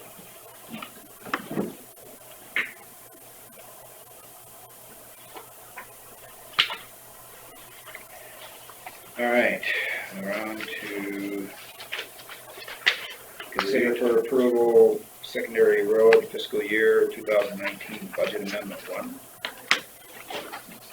1. So this is on the agenda to mirror the budget. Yeah, the overall budget amendment that the county just approved, just did. However, this applies only to the secondary road department and is kind of more of a reporting. For your reporting. For our reporting, right? So, as I mentioned, our budget amendment only affects the secondary road fund, which has been very healthy here in the last couple of years, as we've had some good budget years. So, rather than racking up a carryover balance that's very large, we'll spend it on gravel and projects as available.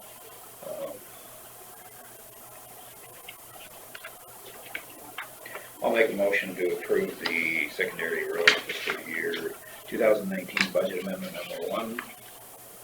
I'll second. A motion from Derby and a second from Jensvold. All those in favor say aye. Aye. Aye. All those opposed, motion carries. Consider for approval resolution to revise 2019 county 5-year program. This is for the same reason. However, anytime we move construction projects, we need to revise the program. So the one project there, that bridge replacement northwest of Thompson, it's a pretty small project, but it still needs to be advanced in our construction program. So this moves it to this, moves it up a fiscal year. Each of these has 2 copies of the signature blocks, but I guess I didn't sign these. No, as soon as you send me my copy.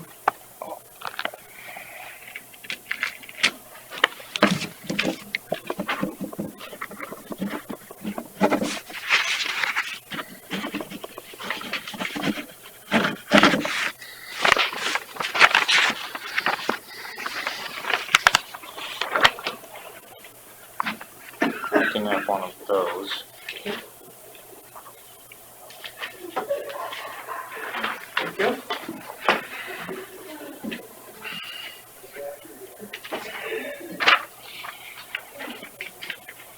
This is the one on the north side of Branstead. This one is the project our own crew will do. It's by Ted Thompson. Okay. North of his place a little bit. That's been sitting there. The one that's sitting in the ditch, yeah, ready to be put in. Okay.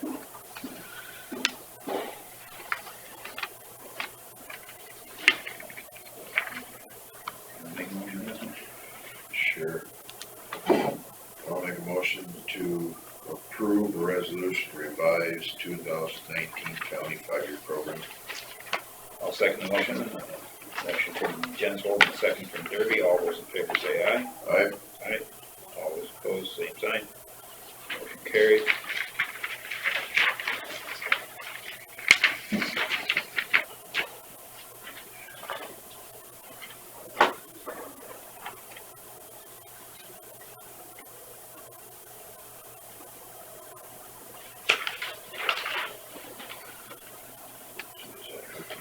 Yes.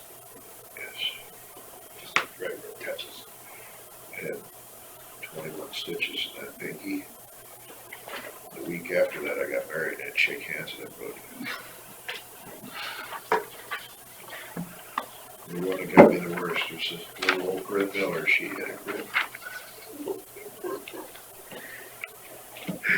Must have really got sliced good. Yeah, it was hanging open, I could see the bone and everything, it was. Sure. Yeah, I was real happy with myself, but his is worse. I didn't require surgery, just stitches.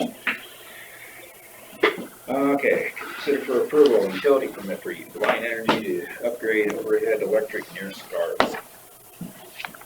This project involves mostly pole replacements and overhead electric in the same locations as they currently are. There'll be boring services rather than some overhead services, it looks like, but pretty standard maintenance, it seems like.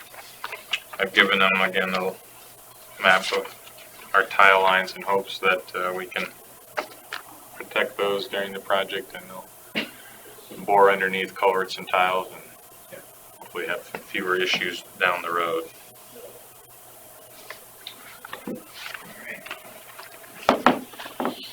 So in that packet, I don't have the full plans because it's 45 pages, but I did include the overall sheet and a couple of maps they do tile work in.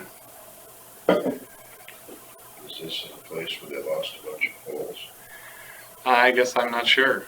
I know there's issues up there, Teresa lives over here. They've done what we've approved 2 or 3 of these here in the last few months. I suppose it's regular maintenance. But. So yeah, they did have some issues up there.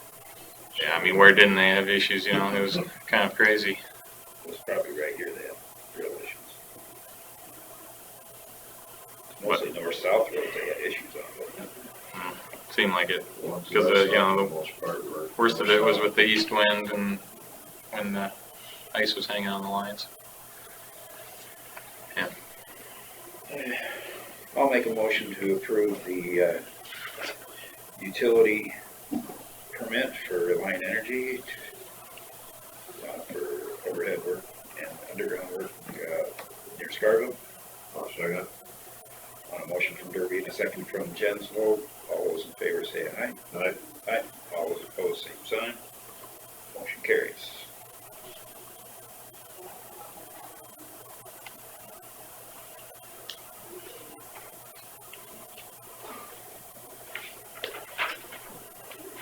So who do you talk to on that then? Who's my point of contact for that project? Rex. Alliant called me was Justin Foss. Okay, this is a consultant for them. So I understand it's not the same company. I think it's that's the only signature page. Phone numbers for guys whoever's in charge of the wind turbines. Several points of contact, one on their kind of site crew, one for their development team. We should be able to track down any issues pretty painlessly, I think. I got a tile issue that may be caused by their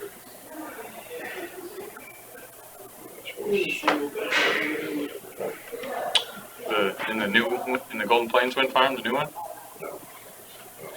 Where they're repurposing, I believe. Where they're the repower down in Grant? Next era. I have some contacts with them I'll too. come down and I'll show you the. I'm gonna be here for a while. Sure. Yep.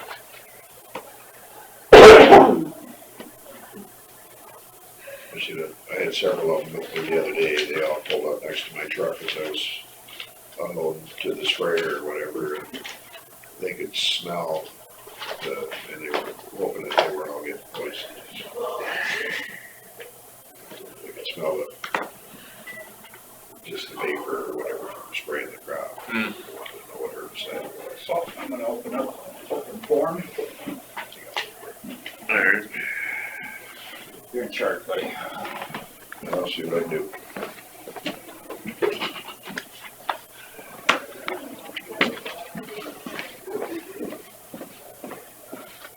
Did the teleconference already?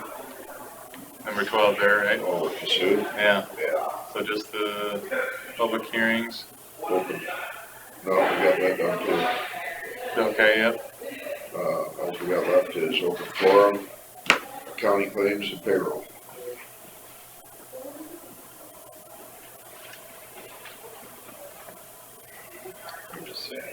Okay, I should be able to take my laptop downstairs and plug the, which one of them is?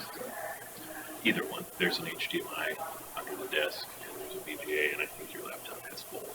So you just, the remote right there, you have to toggle it. Computer to video, whatever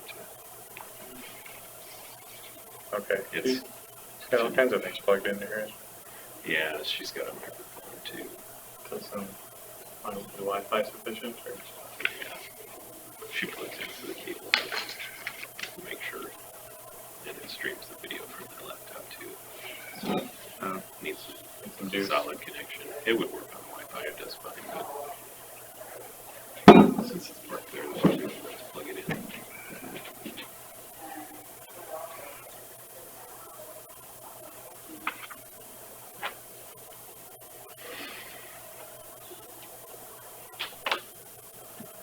Is that something you're gonna do now or? Yeah. After a bit, I guess. Now after they're, I don't know what to get it.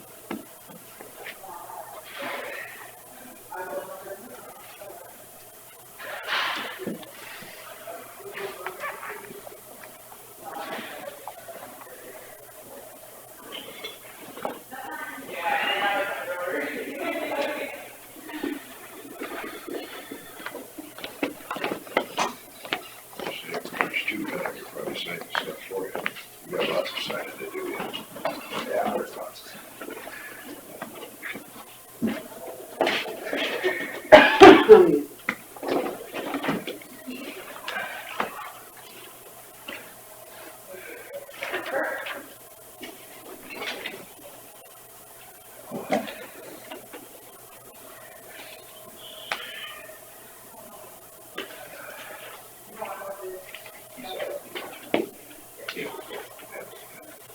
Anything else for open forum?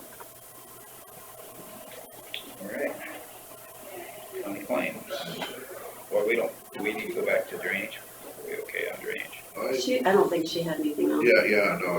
She said she didn't have anything, so, You didn't remember anything else? I'm gonna go here. I got signed up. Okay. All right. County claims. They're all over there. I looked through what she sent us. I didn't have any questions.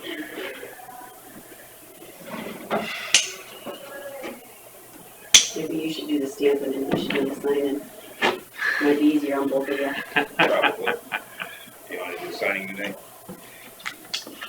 Put my guard on so I don't stamp myself. Yeah, really, stamp with the left hand,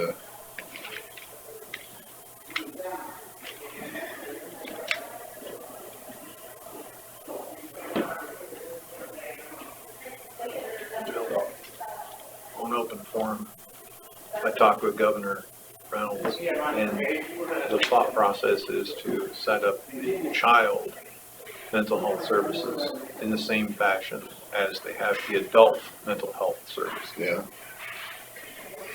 Which means it'll be back in this 22 county region for that. Yeah. Are you looking then to make the adjustment during the breakaway, the hopeful breakaway, to have those same services We'll have to, yeah. in your 4-county region? Sure. I don't think it matters. I don't know, you might have to come closer to me. They're gonna, even though there are some issues, because they might be in violation of their own code, because they're providing an unfunded mandate, which they made a law against. They're not providing a funding source or the amount that'll need to be funded because they don't know. That's in violation of their own code. I should send you the email I got from, who was it? Sophia County. Evidently their supervisors and attorney did some research. A lot of this stuff that they're passing down as unfunded mandates is not meeting their own state codes. I was curious about that. you, I forwarded it to other people. I'll make a motion to approve the county claims. I'll second it. A motion from Derby, second from Jim, so to approve the county claims. All those in favor say aye. Aye. Aye. All those opposed, same sign. Motion carries. I guess.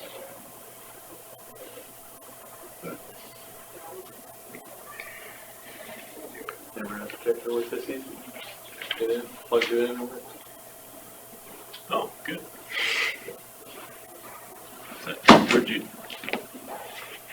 Oh, well, yeah. How about that? It should work. That hand's never gonna heal, you keep sending over this stuff, you realize that, right?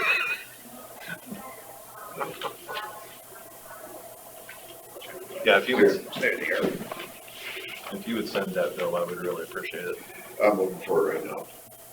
Wasn't it Tama County? Or was that something different? It might have been Tama. It's one of them that way.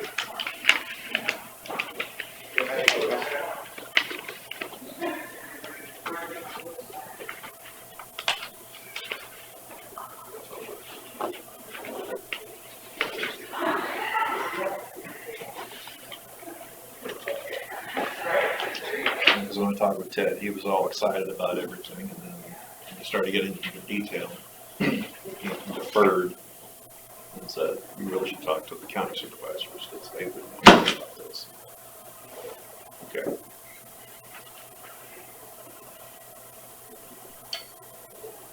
So I think he's even getting the wind that this isn't gonna fly, so.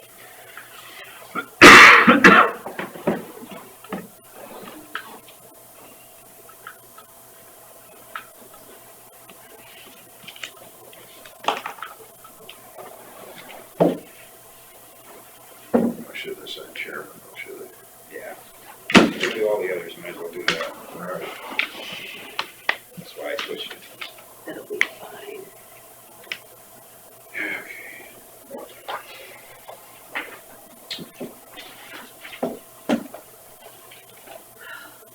Or if you want, I can sit here and stamp it, sign. No, I just gotta get my work release. All right. Organized. So if we're on left-handed instead of right-handed. I think they passed a lot of really crappy legislation in their last 24 hours. They got the backfill appropriation. Yeah, and that's good. The what? Backfill appropriation. I guess they did not change it. They did not change There was it. some other stuff that took control away from counties. There was a whole bunch of stuff that was awful. Did the tax revenue Property tax limit? thing. The property tax Did that thing that pass? went through. It watered down. Yeah, it's not as bad as it originally was, but it's It's nothing still not. different than we do now. Some more. Well, we'll have to publish twice instead of once, Okay. which is just another expense. Did they fund that? No. And then the elections bill is awful. You have I to saw provide a that. funding source, that's what I understand. I haven't read the transport of forestry products legislation, but I think some of that went through at least one of the chambers. The only decent part of the election bill that went through Ted said he was gonna vote for it. is they gave 85% to election deputies, but in small counties, that's not gonna matter anyway. It's only for big counties. They made it so that, like, on the election ballot, the auditor always signs that this is an official ballot. Well, now, you can't have that signature on the ballot that's an official ballot. We have to create a county seal to put on the ballot now. And then in my office, Is it conflict of interest? Huh? well, why is the treasurer's name on the tax statement then? But you're voting for the. So like in my office, if there's any literature that has my name on it in my office, I have to get rid of it during election time. And that went through. Cumbersome. Yes. Okay, I can see that when you're getting elected. But if you're the officer of duty on elections, Well, It would are they seem gonna to make me- it so that the auditor can't work the elections? Because I go out on election day and help all the poll workers.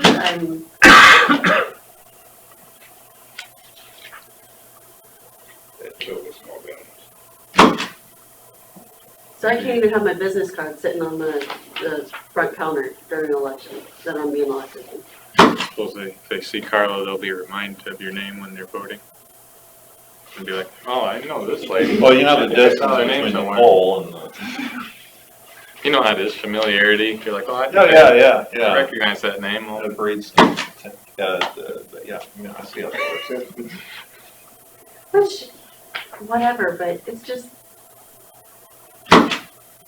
we're the ones responsible for it. Why shouldn't, you know what I mean?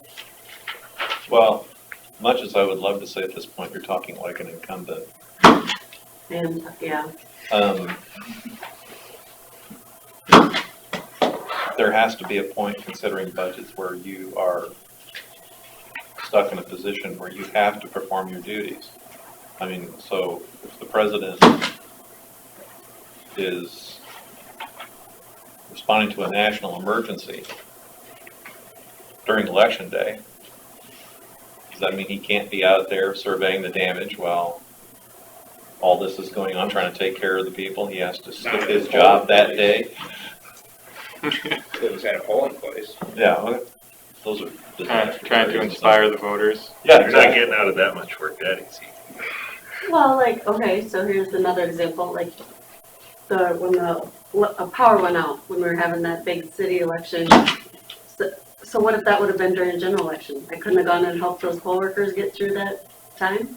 Because I'm the auditor and. I really don't see the purpose of you being out there. It's just one of those things, you know?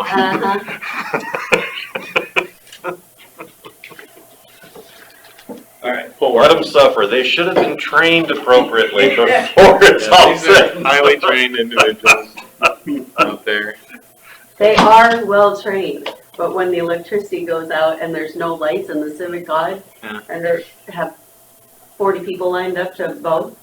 Tough to plan for all those emergencies with 1 day a year workers. So what are you doing, passing out candles, or what are you doing when you're out there? I mean, We were using flashlights and cell phones as flashlights, and we had, luckily the batteries on the computers were charged, so the computers kept going, and then we used the emergency slot on the ballot box. And then when the power came up, then we fed a Republican and a Democrat fed those ballots through the machine. okay. Well, then there's no problem. I don't see any issue, you know? But then if I can't be there to help them get through that process, You're a paid official to have to do a job, regardless of what the circumstances are. So if you have to be there to take care of it, that is your duty. There isn't a conflict of interest. sorry. Okay, I think we're done with open forum. We're gonna go back to number 6. Scott's got some information for us on the roads. Yeah, well, jeez. Come on. Last week you talked about prioritization of projects and repairs for our crew. So we put together a little bit of information. We've now had our work order system since 2013. So we have a little bit of data. It has some imperfections, so we'll just put that out there at first because not everything makes it in there if it can be addressed, the same day. Let's say we got a mile that needs some attention. A lot of times we might just give that note to the operator or Mark just to handle right away. So not all that stuff makes it in there. We try to keep it more to the effect of a project that needs to be done that we need to schedule and make time for. Our work priorities follow. Just a second, AJ? AJ@KIOW.com. No, it's changed now. Okay, There have been some massive changes at the radio station. all right. AJ@CoLoftMedia.com. That's the one you use, please. I have 3 of them for you. AJ@Coloft, dispose of the one from KIOW, please. I no longer work for KIOW. I work for Coloft Media. Oh, sure. I can wear everything. Just Or for Same place, only different? So the scoop going to sleep or what? Same place for now, but it will be different very soon. Got that. As soon as we move downtown. So, looking forward to that. Tell me if you got that message or not, email. Bill Jensvold, forward 2356 PDF. All right, got it. Thank you, sir. Appreciate it. I'm even screwed in. Take care, guys.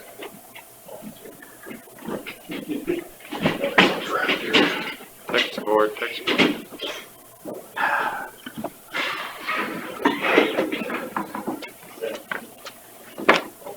There it goes. Let me undo this one. Yeah. Let's just try this. I don't know why yours is Freaking out. Oh, crud. You don't have that. Yeah, HDMI. On the back.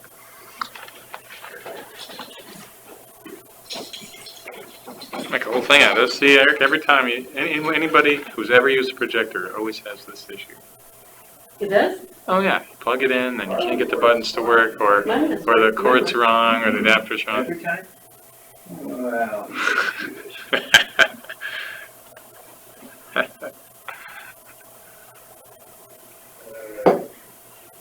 Most of the time it works.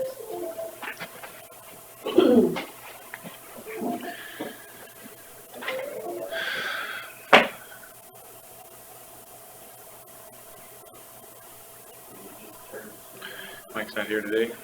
Mhm. I don't understand. Can you flip the projector input to video? They would have just left everything with the AV ports. We were just fine. You keep changing things all the time. There you go. Like when I was a kid, everything was connected by coax, the VCR and the Nintendo player. So what do you have for a plug on that one, mini? Well, yeah, it's a mini display port. Okay. That's what it is. Looks like HDMI, but only mini. It'll convert into HDMI or DVI or maybe VGA. Okay. Thanks, Eric. All right, so our work priorities are decided based on some big picture goals, which I've done my best to summarize here. I did think through our operations to put my finger on these, but this is how I've decided to best characterize what our goals are. First one, as everyone knows, quality roads. To keep our roads quality roads, efficient snow and ice control. Some general rules of thumb: resurface pavements on a 20-year rotation, replace bridges before failure, and from year to year reduce our posted bridge number. So bridge failure means that they rated the bridge so low that we can no longer to keep it open and it must be closed. In the last number of years, I think since our bridge inspector changed and we were able to kind of catch up to some of that, we haven't had any bridges closed after inspection. So we're keeping up there. Our posted bridge number, the number of basically timber bridges out there that have weight postings on them, is staying pretty consistent. I think that we've even been able to knock a few down faster. I think at some point we're going to get over that hump, aren't we? Yeah, I would sure think so. We have a lot of those timber bridges are gone, but now they're metal pipes and concrete culverts. Concrete culverts, we'd hope to get 75 years out of them, but the metal pipes don't have that kind of life. So maybe those will start coming back around. But I think that the process to replace those is going to be faster than replacing the bridge with a culvert, isn't it?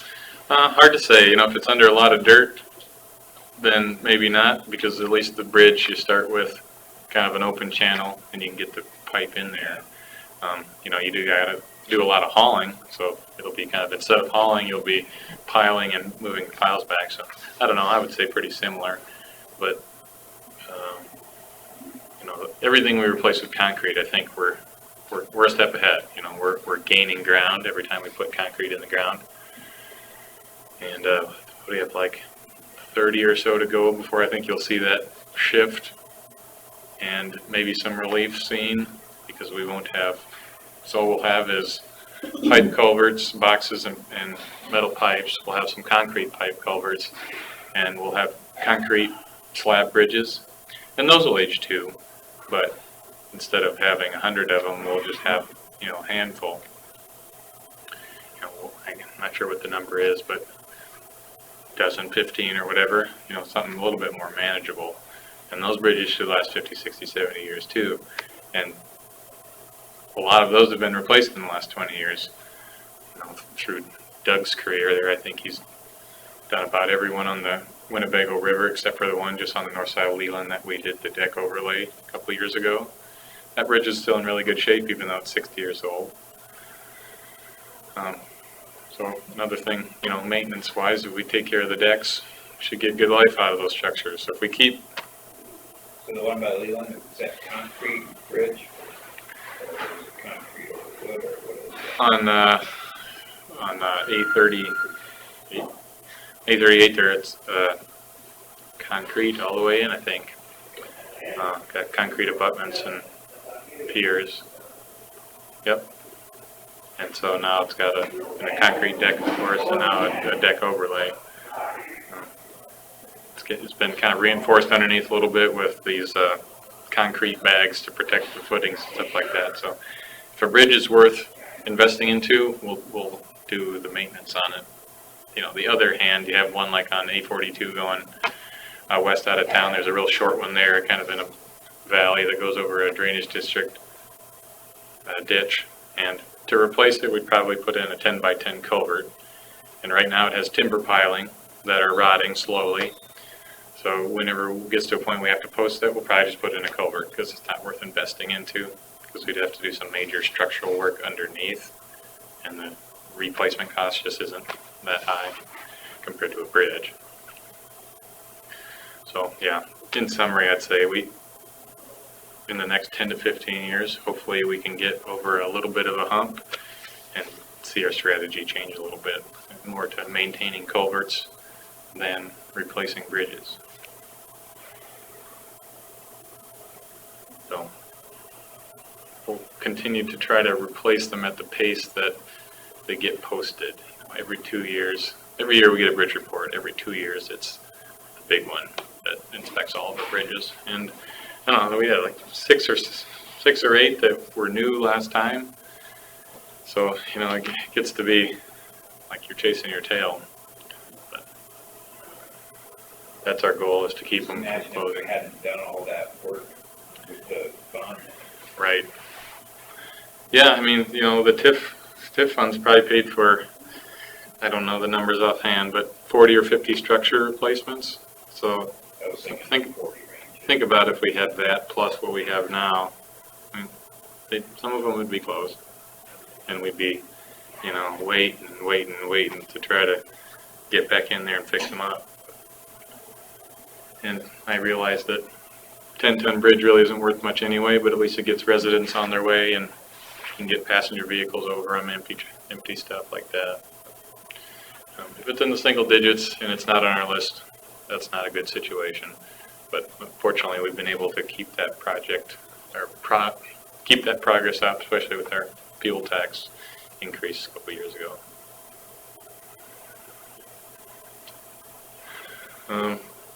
Resurface level A gravel roads on a 3-year rotation. This is something that is, I think, really important, that consistency prevails in this case, that this system is tried and true throughout the state as a general rule of thumb, that if you can get all of your roads resurfaced every 3 years, you can kind of keep up and provide a high level of service. This doesn't necessarily include all the spot rocking we do in the spring and fall, and spot rock. Do you have a spreadsheet or a map showing when the road is resurfaced? Do you just spot resurface? So every year our blade operators will put together a map of the roads that they want resurfaced after they're given the number of roads that they put on that map. So each operator gets the same number of miles. And once the map comes in, the maps get compiled together and they go to one of our truck drivers that kind of does the routing, says, hey, we're going to this one next, and keeps track of the loads that go to each one. And they haul, the same amount every mile on that resurfacing program, like 300 tons a mile or thereabouts, as close as they can get with their loads. Well, I guess the question is more of the tracking of it. Yeah, we keep a history in two ways. One of them is a map, the compiled map that goes out. That's also kept as a copy. And then we also do checker sheets. And it's basically a check mark for each truck or pup that goes to each mile, and it's tracked by each mile. And these long sheets that we keep for a while too. So we track in a couple different ways. There's some imperfections to both. If you called and said, hey, when was my road resurfaced last, we should be able to tell you with a little bit of research.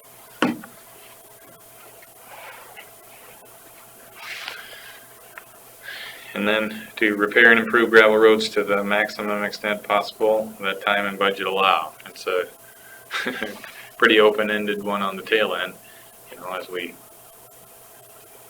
try to utilize the rock budget we're given every year and the gravel supply that we have, and stretch that as far as we can after the resurfacing program to fill in holes where, a level B road's gotten pretty bad and there's black spots on it, or a level A road just needs a little bit extra help here and there, and maybe it's not on the resurfacing list this year, but has a couple spots that need attention.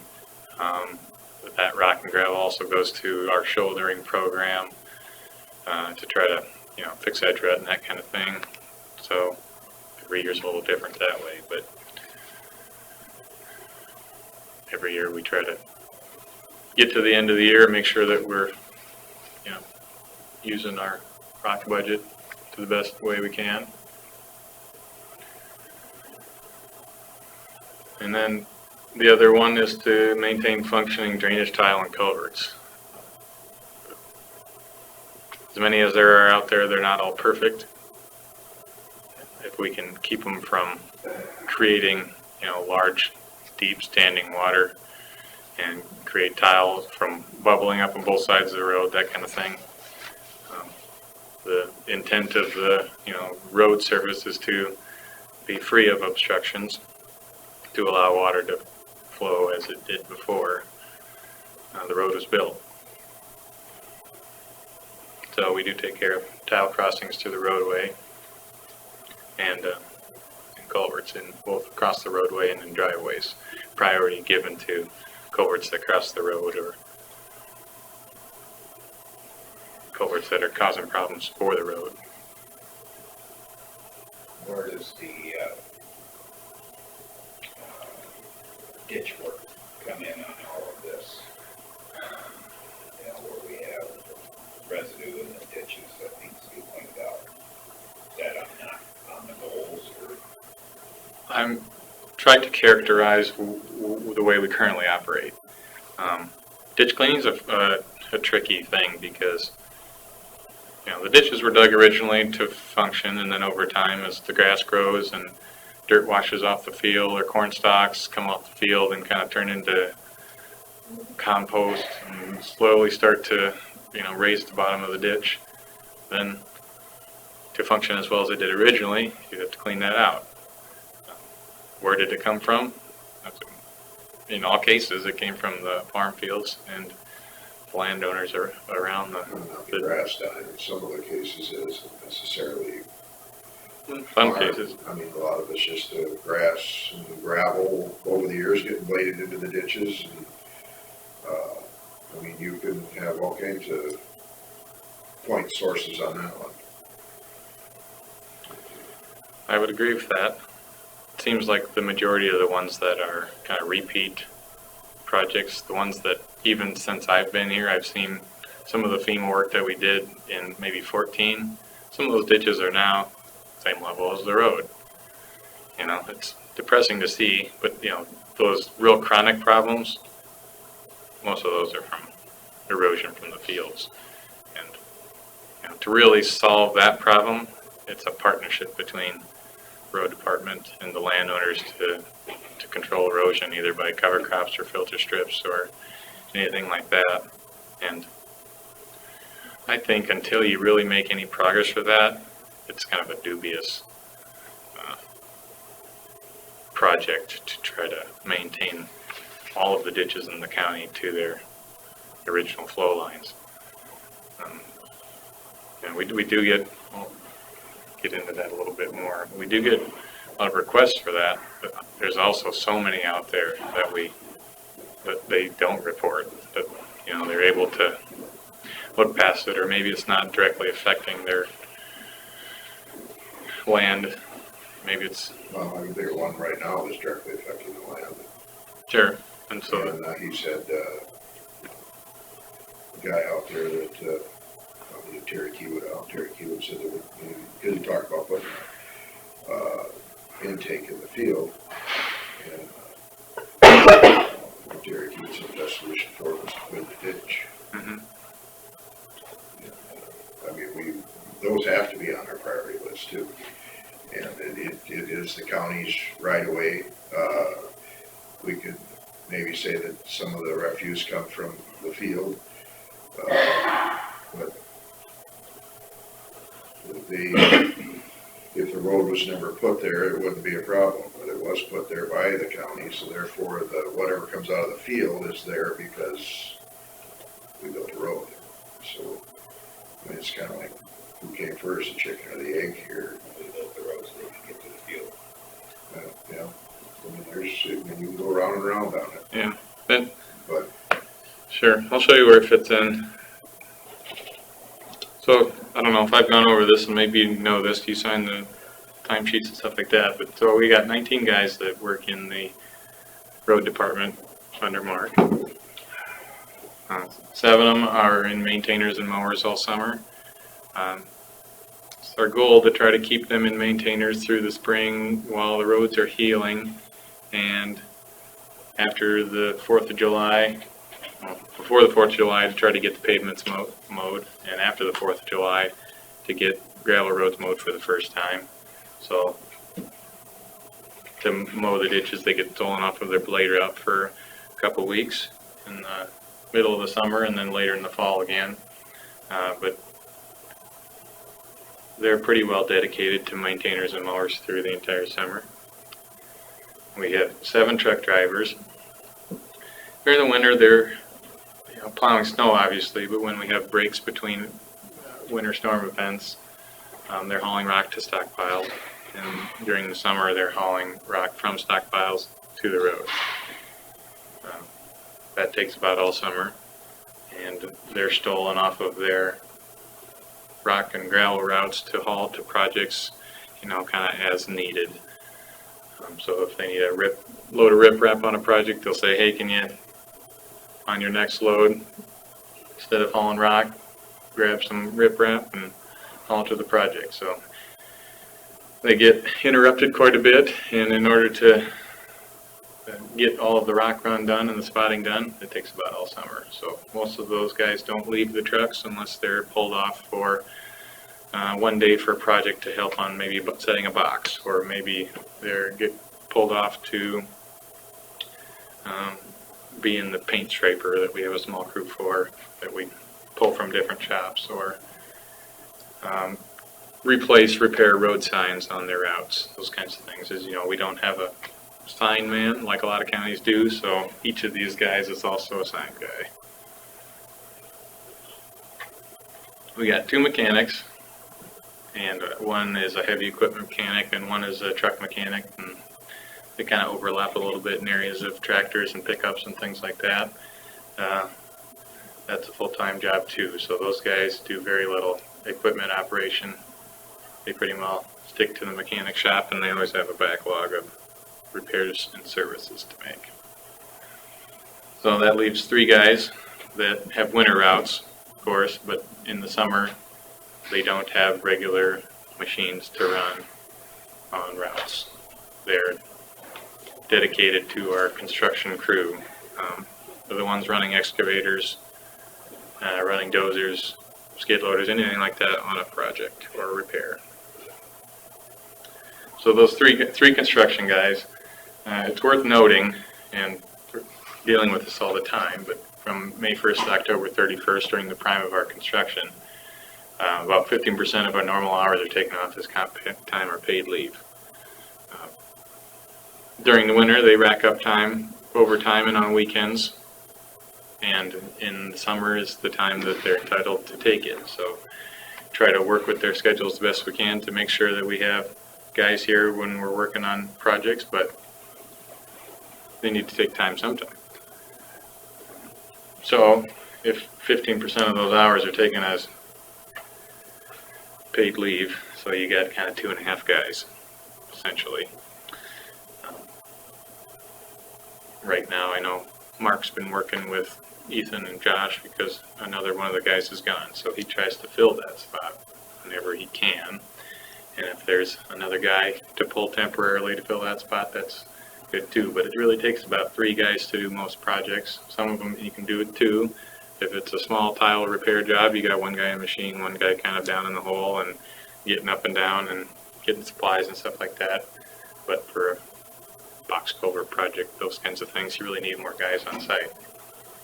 But it's a struggle that we have to get work done, but it's time due to the employees. So that's one of the big benefits of working for the county is you have the summer to schedule time off, whether it's farming or other jobs or hobbies. So those 2.5 construction guys, what are they responsible for? Like I said, we do have mechanics for major repair work, but we do task those individuals with servicing and fueling equipment. When we start projects, they're responsible for going after the signs and barricades and setting those up ahead of the project, transporting the equipment, purchasing and transporting supplies, whether it's pipe or tile fittings or whatever. Some of that we have in stock, some of it comes from Clear Lake or Lake Mills. They're responsible for running the actual construction crew and executing the work order repairs. And they're also responsible for cleaning up the road and tidying up the job site and making sure everything's safe before they leave. And then to dispose of all the waste. If they find old broken tile or if it's a bridge project, old bridge lumber, other trash from the projects, they got to take that to the landfill. Or if it's salvageable materials, back to our shop. So a list of things that they're working on every day. So the first half of the major part of what they're working on is construction. So for summer of 2019, the major construction projects we have scheduled are shown there. F16N2 is the pipe that's sitting in the ditch by Ted Thompson's. Weren't able to get that completed last year. The last box culvert we finished had snow on it soon after, so we kind of ran out of time in workable conditions. I've estimated the time it takes to do those projects based on the last 5-10 years of projects. It's difficult to estimate because the records we keep they say start and end date, and I don't know what weather and weekends they had in there. So I did my best to estimate the number of actual working days it would take them to complete those jobs. And I mean, I've seen a little bit of contract work, and we'll see some more this summer, but our guys are fast. They're efficient, they know what they're doing, they have a plan from the start. They don't move files twice, they're quick. So that first one, 84-inch metal pipe, the smallest one, 6 days. So pretty much prep day the week before, then a full week, and then kind of a cleanup day on the tail end. The other pipe there, the 96-inch CMP, I figured the same amount of time. These are estimates, so I hope that we're able to stick to them. So then the bridge replacement L25W1, that's a 16 by 12 box. It's the biggest box that we've ever put in, biggest box, we've put in bigger structures. It's kind of the biggest box that they like to make, it seems like. 10 days for that, which is little over 2 weeks worth of days. That one has 45-degree skew to the road. The channel is eroding the road right now. It's too close. It needs to have a little bit of reshaping. It's just a lot of pieces because it's 45 degrees, and there's some trash timber and stuff like that to work around for that one. If you know where Doug Swingen lives, it's just north of his place. So it'll be a pretty substantial project. And up to C31W1, that's kind of northeast of Buffalo Center a ways, 14 by 10. That one's 90 degrees to the road. Well, not quite 90 degrees, but that one should be a fairly straightforward project. E10N1 is under some pretty large power lines, and we'll have to coordinate the either shut off of power for a time, or I'm not sure what else. But I put a couple extra days on that one because that one will be very tricky to coordinate with the power. E10 is just northeast of Buffalo Center, just a couple miles.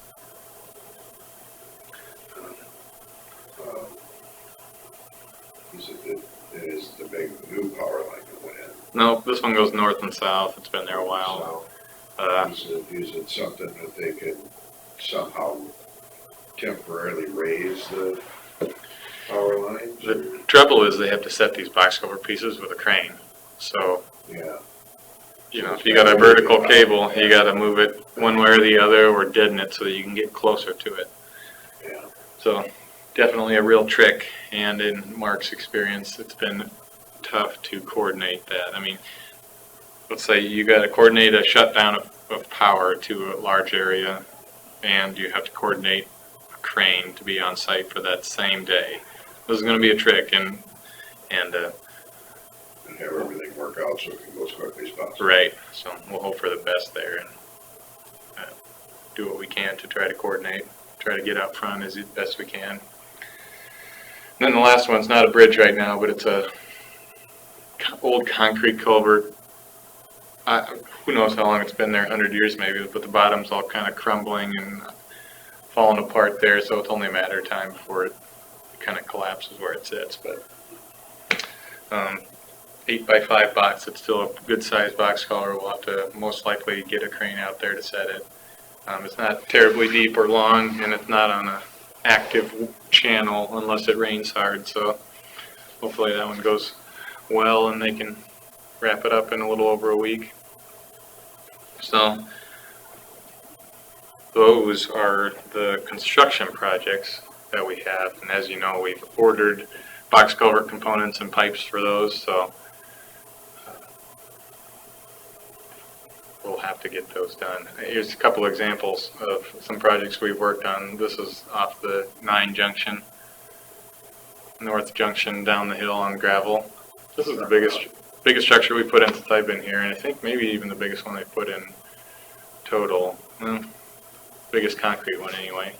But this was an impressive project for a county road department to do, and I think the all in total, I think we were, around 250, 300,000 or something like that, which builds about half of a bridge. So definitely came away from that in good finances there. Here's a smaller box culvert they're putting in.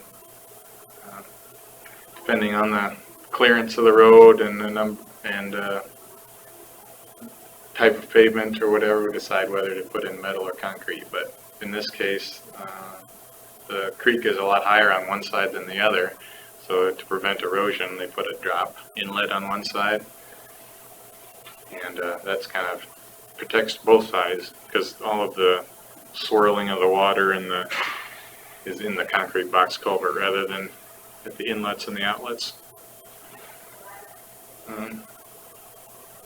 Here's one we did up by, I think this one's by Coon Grove, if you know where that is. Pretty deep. I think this is 14 by 10 or about thereabouts. Big structure. This is the day they're setting them. So you takes a couple extra guys, one guy down in the hole, a couple guys chaining up the parts at the top of the hole as they arrive on the truck, and then one guy unhooking the, one guy on top to kind of be the spotter, roll out the fabric, that kind of stuff, and then you can't see it, but there's probably two guys in the box bolting on the connectors and making sure the box pieces fit together tightly. So it really takes 6, 7, 8 guys on site for the day that the box is set, but they've gotten so good at it, they're able to, if the trucks are on time and everybody's on time, they're able to set a full box cover in about 3 hours, starting 7, 8 a.m. and be standing there at the top at 11 o'clock and looking at the complete precast sitting at the bottom of the hole. So it's a pretty impressive process. Here's another small one. As you can see, just a couple less guys, but this one just small enough to carry with 2 hose rather than a crane. So if we can save a $5,000-$10,000 for a crane rental, we'll do that. Okay, so this is a slide I had before, and 2 things, like I said, construction, which I showed you there, and then work orders, which fill in the gaps between construction scheduling. This is a picture of our county, the current work orders that we have open right now. Some of the statistics that I looked up to go with it. Of those 94 we have open right now, 18 of them are tile problems, either intake collapsed or a tile's not working across the road. They've dug on both sides and found that there's a problem under the road. Something's boiling up somewhere, it's an obvious problem. 18 of those, and they're probably growing by the day. 30 of them are culvert problems where maybe it's an old concrete culvert and one of the parts is separated from the others and causes a cavity, so you got to dig it up, reset the piece, and then tie them together with long tie bolts. They do so many of those every year, and otherwise if there's one that's completely plugged and not working at all, they'll replace it. Metal culverts that are rusted out on the bottom and sucking material, to replace those. Just little fixes, so I have to jump around and fairly routine, but there gets to be so many of them. Take a call every few days about a hole in the road, and it's just a matter of if it's a tile problem or a culvert problem. We'll see if they filled the one by Marcus. Yeah, I in fact filled that one with a shovel. Couldn't find any issues with the culvert, so sometimes they're animal holes and they don't look like animal holes. So sometimes if we fill them in, we'll wait a while and see if they show up again. That's what I we'll just do. saw the yellow flag in it, Yeah. by it, I didn't stop. Right over top of a culvert, so you would sure think so. But stuck my head in there and didn't see any holes, or sometimes they'll wash beside it. If they stay wet long enough and the material gets washed along the edge, then they'll suck some material, that kind of thing. We have 20 ditch cleaning requests and then 26 of different things like, road signs or water sitting or all kinds of different things that were in small categories. I grouped them. So that's the current status. Every year, the new ones that get put in there, and as I mentioned, this is an average of the last 4 or 5 years. We get 106 new ones every year. 26 of them are culvert related, 22 are tile related. 11 ditch cleaning, 19 that are road signs, and then 18 again at different categories. So then I looked at the ones that we've completed over the last 4 years too, and every year we get about 54 high priority projects done, which I'll show you what that includes in a minute, and then 27 general maintenance, and then 10 more that don't easily fit into those 2 categories. So the work priorities that I referenced. Top priority, of course, is our bridge replacement program and our large culverts. So those in this year, those 6 that I mentioned, all of those products are on order and scheduled to be delivered at some point during the summer. And you've seen, we held one over from last year that we weren't able to get in, but that's not an ideal situation. So we like to get those done for certain, and that kind of dictates the schedule, because, like I said, matching the crane with the delivery of the box is a little bit tricky, and if you schedule them too close together and you run into weather, then you might have some issues. So they're scheduled periodically through the summer, and those kind of dictate whether we go from one bridge to the next or if we can fit in some other work order repairs. Then move on to high priority work, which is holes in the road. Almost every time holes in the road, whatever causing it's holes in the road. It could be a tile break under the road. It could be intake collapse, old intake under the road. You never know. Some of these roads have been widened, and there's evidence of, like this one they were working on Friday and yesterday. Looks like intake in the road ditch, but they're going to widen the road, so they fill in the intake hole with rocks and widen the road, and then eventually there it breaks. So they dig it up and they find a pile of rocks on top of a culvert, or on top of a tile, and what do you know, there it's the break, and so that's what they were working on fixing. Culvert separations, like I said, concrete pipe used to be set so that you set one next to the other and then you backfill. So if the end gets washed out, the end piece kind of flips down and then it leaves a little gap on top. Or if for some reason it shifts under the road and leaves another gap, as the water flows through the culvert, it'll just take material until eventually it creates a big void under the road, and usually you see it as like a basketball-sized hole in the surface, and you look in there and there's a few buckets of material missing. So we got a lot of those too. And then another thing we try to put high on the priority list is manure umbilical line culverts. And if a hog building is looking to decide whether to use tankers and haul the manure or use an umbilical system and hook it up to a machine out in the field, we'll try to do everything we can to make sure there's culverts that they can drag the lines through to try to save them from hauling all the manure on the roads. I think this, the cost and time to do it easily offsets the damage they could cause by hauling. So we'll try to work with them on those kinds of things too. And then below that, general maintenance, things that can be distributed better to our blade operators and truck drivers and really the whole crew that we expect to keep on pretty well through the summer. Repaired, faded, damaged road signs. Every year we do an inspection to find faded ones, and they're also supposed to be doing kind of real-time evaluations of the road signs and kind of keep a list of ones that need to be replaced. So I'll try to keep those up. Some gets hit by a car, those kinds of things, try to get them up temporary and replace as soon as there's a break. Repair frost boils, washouts, ruts, and other surface problems. We get a lot of those calls. Not all of them get into the work order system, since some of them can be addressed immediately and distributed out to the guys that are working on the roads.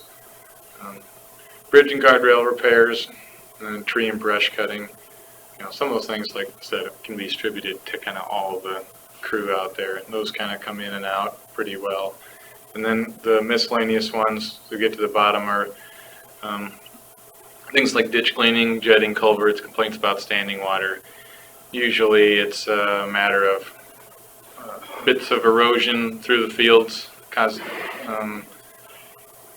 water standing, mostly shallow standing water in the field where it could otherwise drain to the ditch. Projects where they think a culvert goes the wrong way, or something like that doesn't seem to fit under the not causing damage to the road is what I'd say the biggest things that fit under there. Things that aren't eating at the base of the road, they're not causing holes in the road, not affecting the safety of the public, I think is the best way to describe what fits into that category. Okay, so we looked at the schedule for this summer a little bit and moving targets with all the projects, but in general, May 1st to October 31st, 130 weekdays. During the summer, we switched to 4 10-hour days, so we'll work 4 days a week and have Fridays open, so 26 of those days are Fridays. We have worked some Fridays if the project happens to be in a state where we can finish it up or really need to move on to the next one, whatever it is. They have worked some overtime on and Fridays in the summer when needed, but we try to keep that to a minimum. I looked this up. It says 30 days every summer are rain days. So I figure maybe half of those are raining so poorly that, or raining so hard that we can't work. So that's maybe a little bit liberal. Might be more, might be less. Hard number to put your finger on, but that's an average. So 50 days is the summation of the construction projects, those 6-7 days I assigned to each one. If you add those up, you get to 50 days.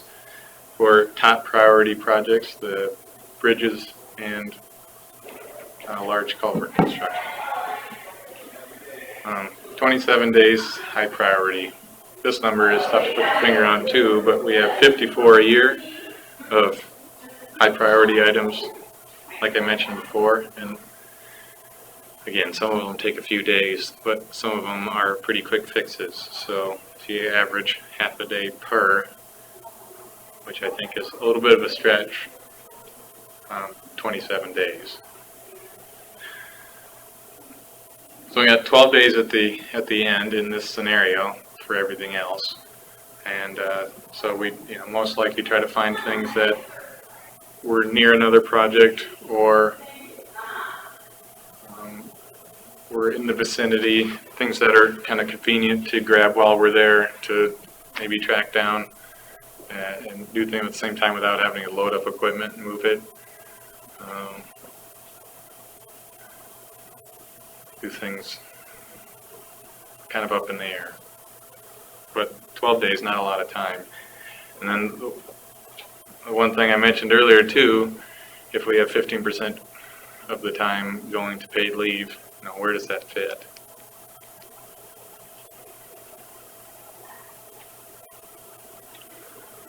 Other than you might pull somebody from somewhere else to fill it. Right. So what can we do? The rain dates obviously are huge moving target. If we get a lot of rain, everybody gets backed up. If we get very little, progress moves really well. So hopefully we can get a fewer rain days and get more of those work days on the schedule. We can do projects in April, November if the weather allows. Like I said, we started on one here, but we also just had snow last weekend. So April's pretty tricky to get started on some of those projects. It's also time when we're working on servicing equipment, trying to get everything ready so that we don't have to work on them out in the field. And November, we can have good Novembers. Last year we were even working on a box culvert into December, I think. But we can also have snow in November, so that makes it tricky to try to shift gears all the time. If there's a chance of snow, we're probably not going to leave equipment out on a job site. Add personnel to the projects, so we can dedicate superintendent to the excavator, which if you've stopped by any of our projects, you know that Mark's often in a machine. He's very dedicated to keeping the projects moving, even while we're short a guy or two. It just takes him off of his other duties, and he's not able to do much for planning and going after checking out complaints, those kinds of things when he's in a machine. So he's pretty much just pausing the rest of his duties for whatever days he's in the machine. Pull guys from mowing and blading, which we don't like to do, because when people call, majority of the complaints I would say are related to the surface of the road, and if we can't say we have all of our guys on it, they're all blading, then I think that would be tough. So when it's fit to blade, we keep them in the blade. And when it's time to mow after the 4th of July, we rotate the mowers around to the shop and kind of sneak that in between blading. We can work more overtime. We've done, like I said, some of that. We've worked some Fridays and overtime when it was needed to kind of get things buttoned up for the weekend, or, you know, so they didn't have to leave a pump running over the weekend. Things like that that logistically make more sense to get it done and move on to the next thing before the weekend. We can hire more personnel and dedicate them to our project crew. I don't foresee that as a real viable option. When you say hire more personnel, you're talking seasonal? Well, kind of do different ways. If you had one more full-time guy on staff, you know, that'd be helpful. But again, if you didn't have a machine in the winter, it'd be hard to justify that to anybody.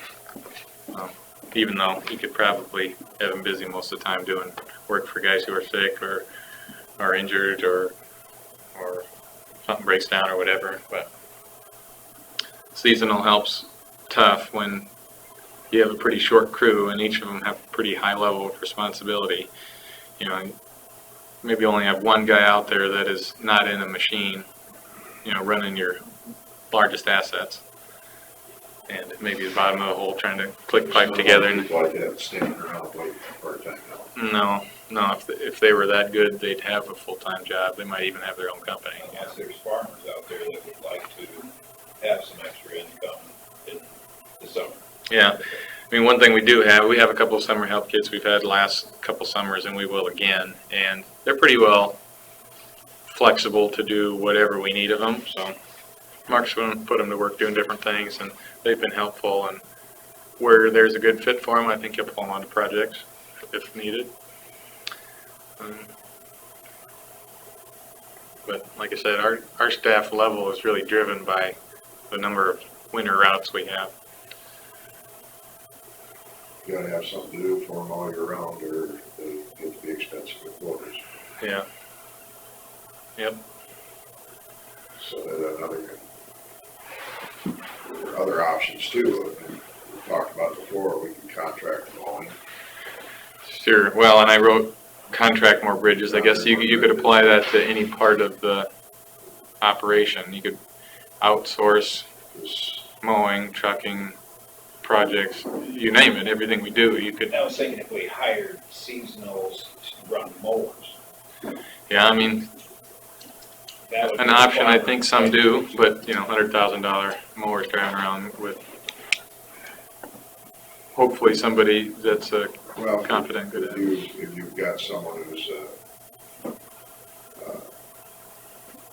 running farm machinery already, then it's not bad. You're gonna get some college kid that's never done anything, then, you know, you probably don't want to run it anymore. Yeah. In our seasonal help, you know, postings, we've really only ever gotten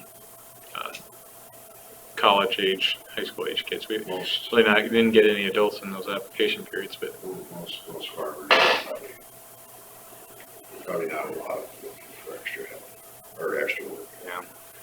We were lucky enough to have, you know, Travis Sharks work with us in the winter on some things too, but you know, you find the right guy in the right situation, it's really helpful. It really can make all the difference. Just finding the perfect guy in the perfect situation to make it work. So that's tough to come by, I guess, and I think if we're going to be hiring seasonal help, it's most likely going to be college-age kids. It seems to be the ones that are looking for summer help or summer jobs. Do you work around the supervisor's schedule? I feel like I'm sure.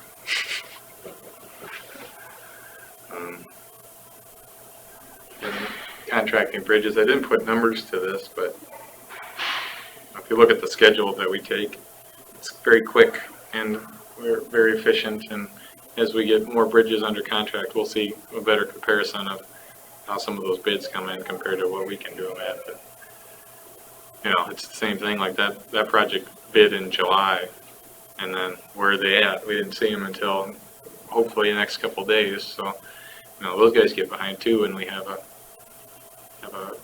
tough year for projects. Mother Nature is, people call me complain about gravel roads, this is, you called the wrong number, I says, we have a number made Mother Nature. Yeah. It's 1-800 tough crap.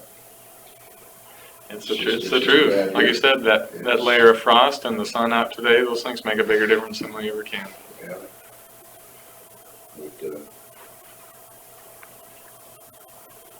you know, like the ditch cleanouts, we can also contract guys to do that. Because that's not a big job, it doesn't, I mean, most any contractor can clean a ditch out. Because those things don't seem to rise to the level enough for you guys to take your talented guys to do it, so it's something we could possibly. And for their schedule, it's more of a filler work. If they have just a couple of days to fill, that'd be a good job for the contractor. In the ditch that I'm thinking of now, in the southwest corner of the county, one of the approved drainage contractors only lives a few miles from there. So.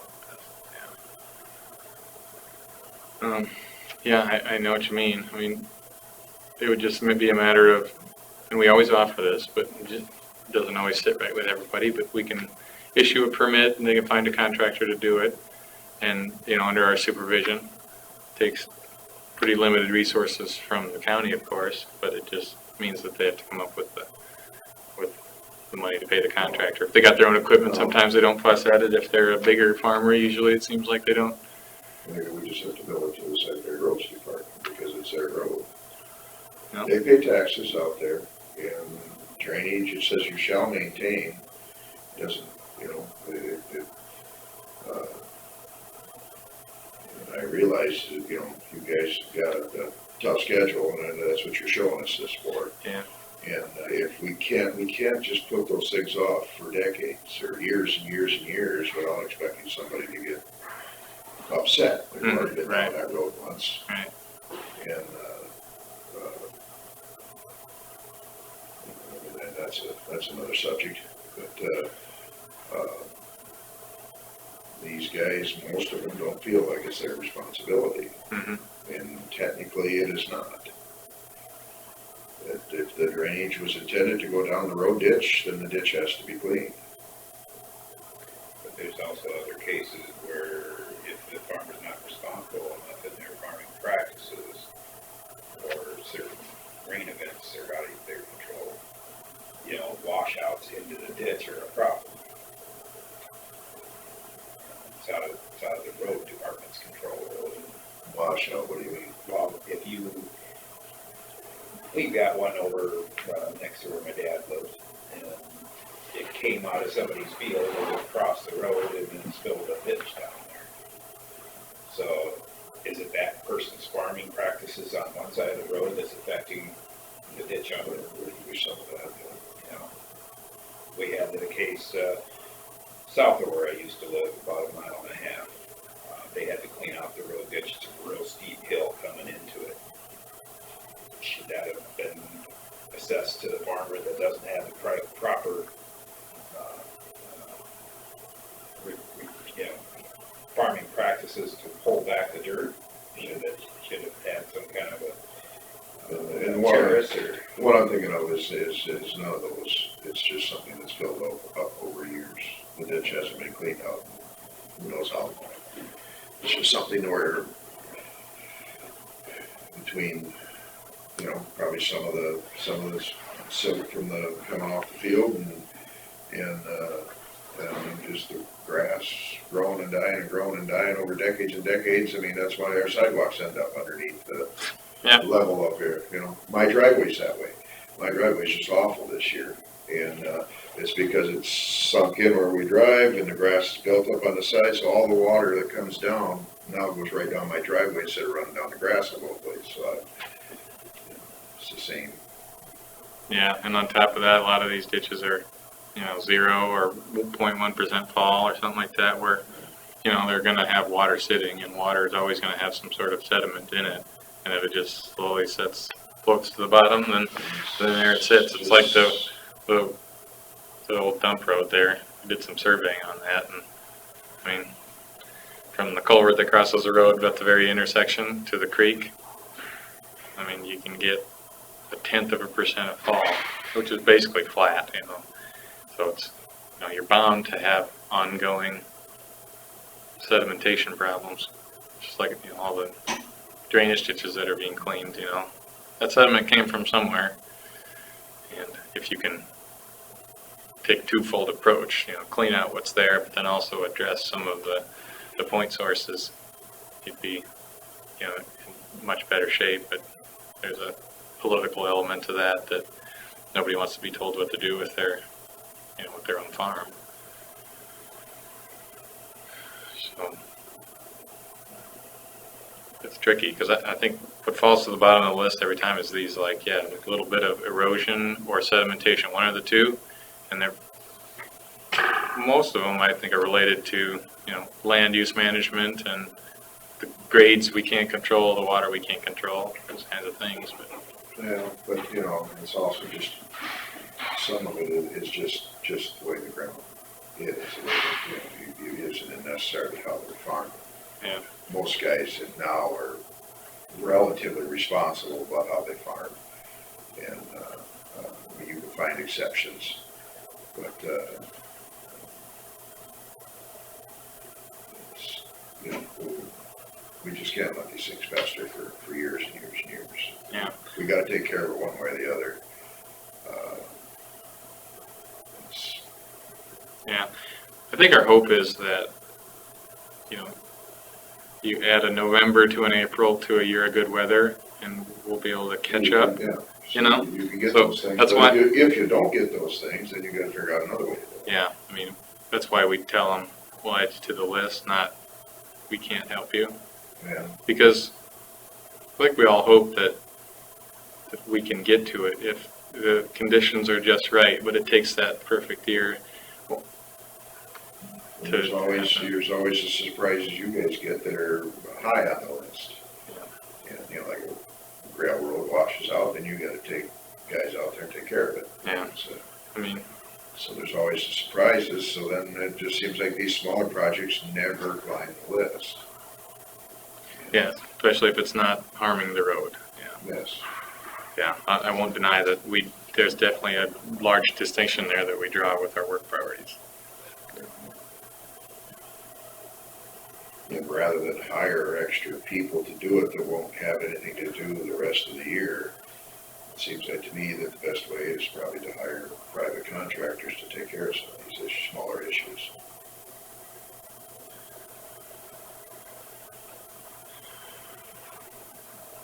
It's an option, but maybe I would compare it to, like, if we have tile crossings to do, Mark will evaluate with those guys.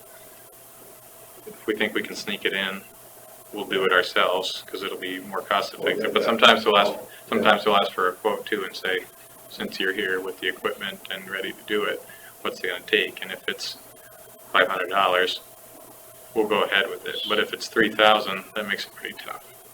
Well, you know, it's mostly small projects that are, you know, a ditch clean out like that's only gonna be a few thousand. When you guys can save thousands and thousands keeping your guys on a bridge, working on that.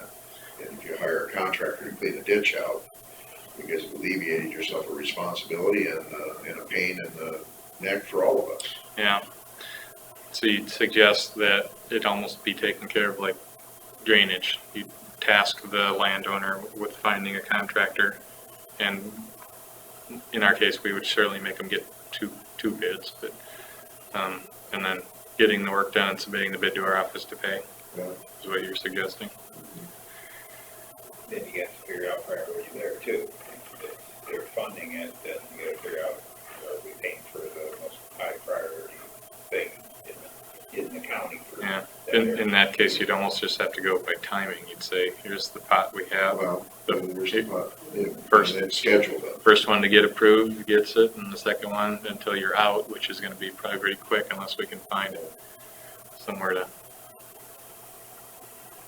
move some money. If there's sometimes you could probably do it faster and cheaper if you can do it in the fall of the year and pull it into the field. Mm-hmm.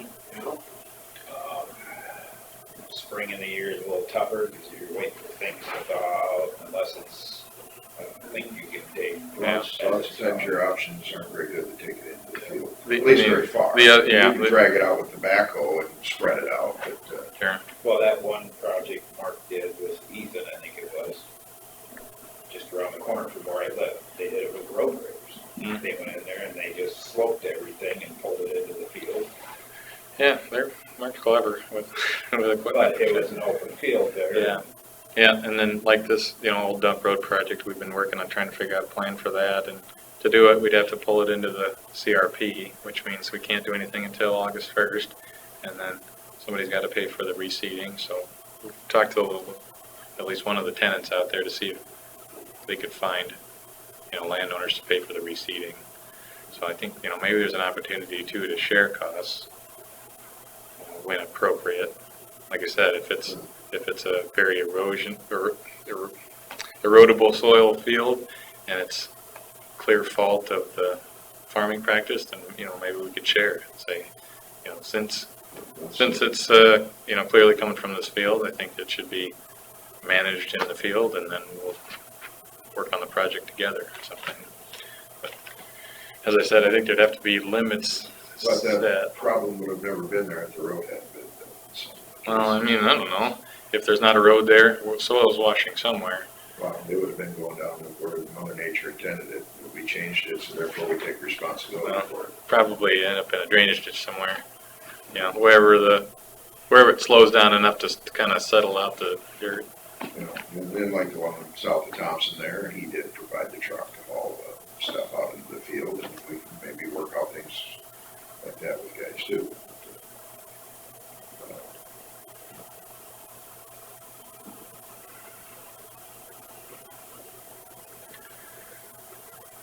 I think it's something we need to, definitely keep an open mind about, look at different ways of resolving the issue. Well, we have to, we can't let them keep calling you time and time again, wondering what's happening, and you just tell them, this is, well, nothing, because it's not important enough yet. But yet to them, it's important, because it's the one they see. They don't see the rest of the county. Right. They see their issue, they see their crops drowning out, and they see dollars going away from them because of it. And I've never met anybody yet that likes to have someone else cost them money.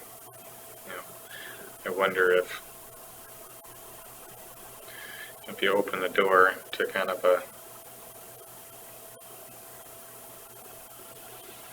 there's not too many farms that don't have some standing water or some erosion in the ditches, either coming off the field or in the ditch or whatever. You don't have to drive very far for that. If you open the door to start fixing some of those smaller things and on the county's dime, if you wouldn't suddenly have a lot of those coming in. You know what I mean, Terry? Because there's a lot of farmers that, they'll throw rocks or woven wire or something like that in their ravines and try to manage it themselves, or seed it down at where it enters the ditch or something, or you see farmers every year doing maintenance on their filter strips, pulling dirt out of them and reshaping and that kind of stuff. And a lot of farmers have taken that on themselves.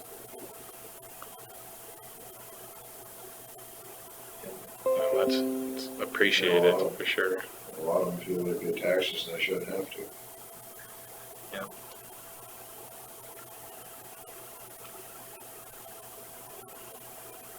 And they do. I mean, it's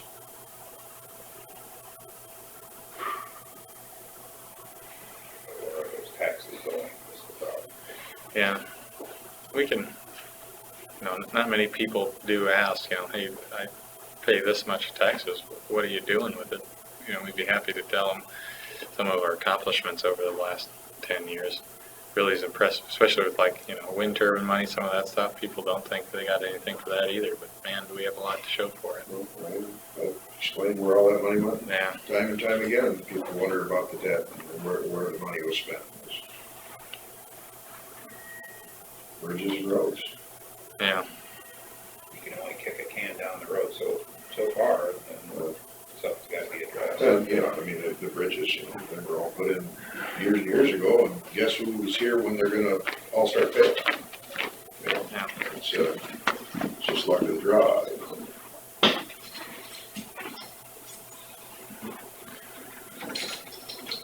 Well, So, I guess I think you can see some of our struggles with scheduling and trying to fit everything in. I think that's one of the major factors. One of the other major factors is, is there some responsibility from the farmers to keep their soil tied together? And is there some way that we can promote that, as we're working on these projects? Just really take a holistic approach to each one and look around and say, what can we do to prevent this from happening again? Because if you can fix something that's semi-permanent, that's always much more rewarding for everybody. And then, the other part is some people aren't acceptable to the time frame that we're able to give. If it's a tile problem, culvert, separate hole in the road, whatever, some of those might wait 4 or 5 months, and they're being filled in with rock and, just as temporary kind of stuff, limping them along through the summer. So, I don't know where they get the expectations that, we should be able to address these things as they come in, but difficult because some people have an expectation that maybe within the month we can just quick do it and move past it. Seems like those are the ones that escalate. Well, the one that escalated the worst went on for years, not months. Yeah, some of that is, just you and me listening to what's been happening. All I can do is kind of go from our records what some of these are. And I'm saying that these things can't fester for years. And we have to figure out a way to be able to take care of these things. Because, if you lose, 20 acres because a road ditch hasn't been cleaned out, and you multiply that over years, and the dollars that it is, it gets well into the thousands. And they would have been better off to pay for it, to have it done themselves, but in theory, it's not their responsibility. 20 acres, we'd certainly have that on our high priority list, but there's a pretty good chunk out there in the southwest. And there's a pretty good. Was that one? What's his name? Hired. Okay, I don't even have that in my work order system because he hasn't. I've talked to you about it before. I know, but he hasn't called to request it or. He called me to have me contact you, and then you were gonna. I thought you were gonna get back to him. I'm pretty sure. I guess I was always waiting for a call from him. He's talked to me a number of times, and I not about that though. I guess. I don't know why. Okay. Well, could you have him call me? All right. Call him. well, I think we both know where we stand.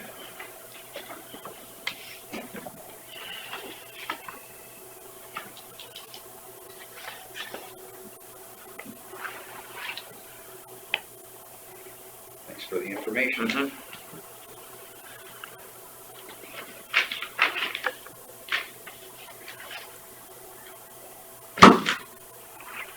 I'll maybe just send the slides out to you and get Mike on that too, since he wasn't here. Sure. Thank you. He had an unexpected doctor's appointment. Hope everything's okay. Unexpected doctors, promising.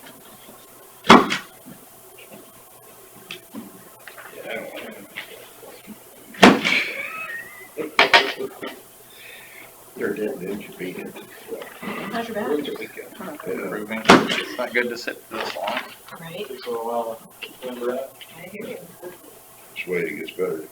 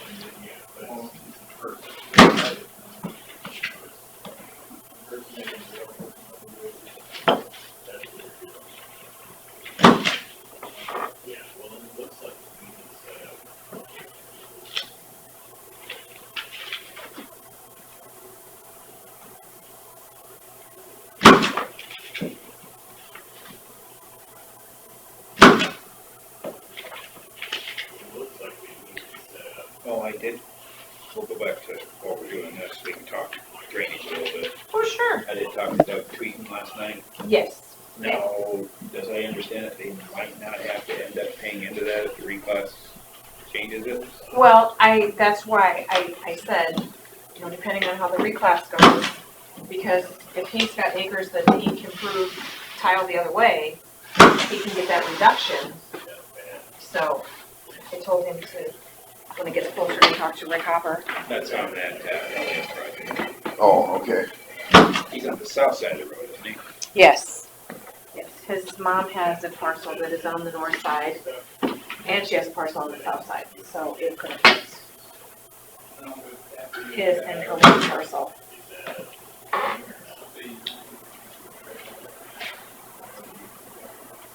Oh, this guy's name. Carol. It's here. His mom and his wife are both named Carol.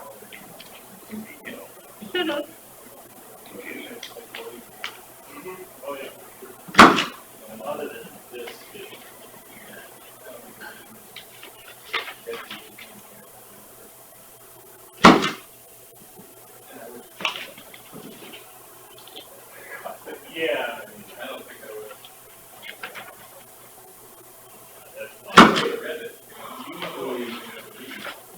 Yeah, usually they get bought and it probably gets placed out.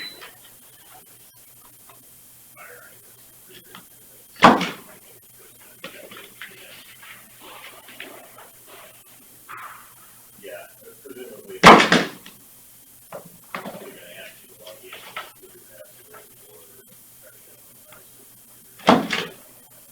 Anyway, I just, you were right here. And it just,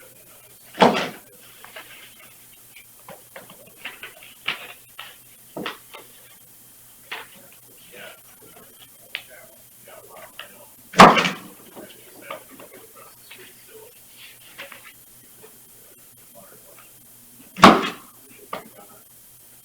Well, I mean, not that was.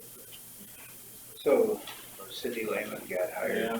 for the VA position, second position. Where did she work before? I don't know that answer. First, where she worked, yeah. Yeah, I don't know. Dave?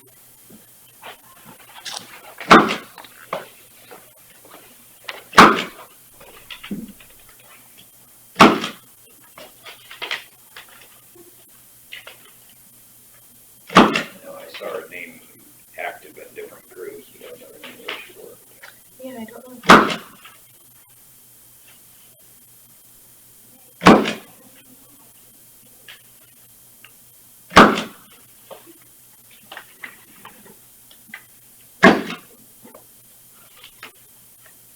Are you guys adjourned or? I have to make the motion on this. At least one of us should probably make it through it and then make the motion. I will probably make the motion if you want to just document it anyway.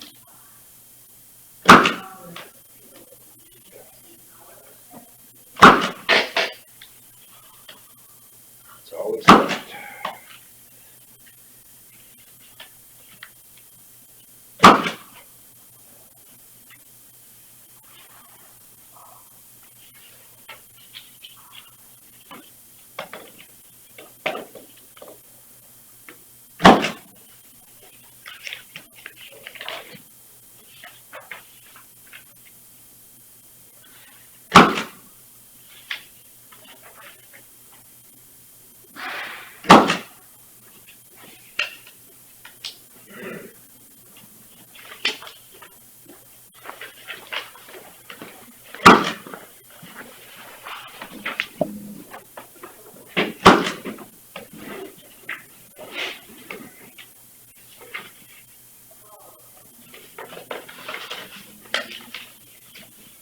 Some people use thicker paper.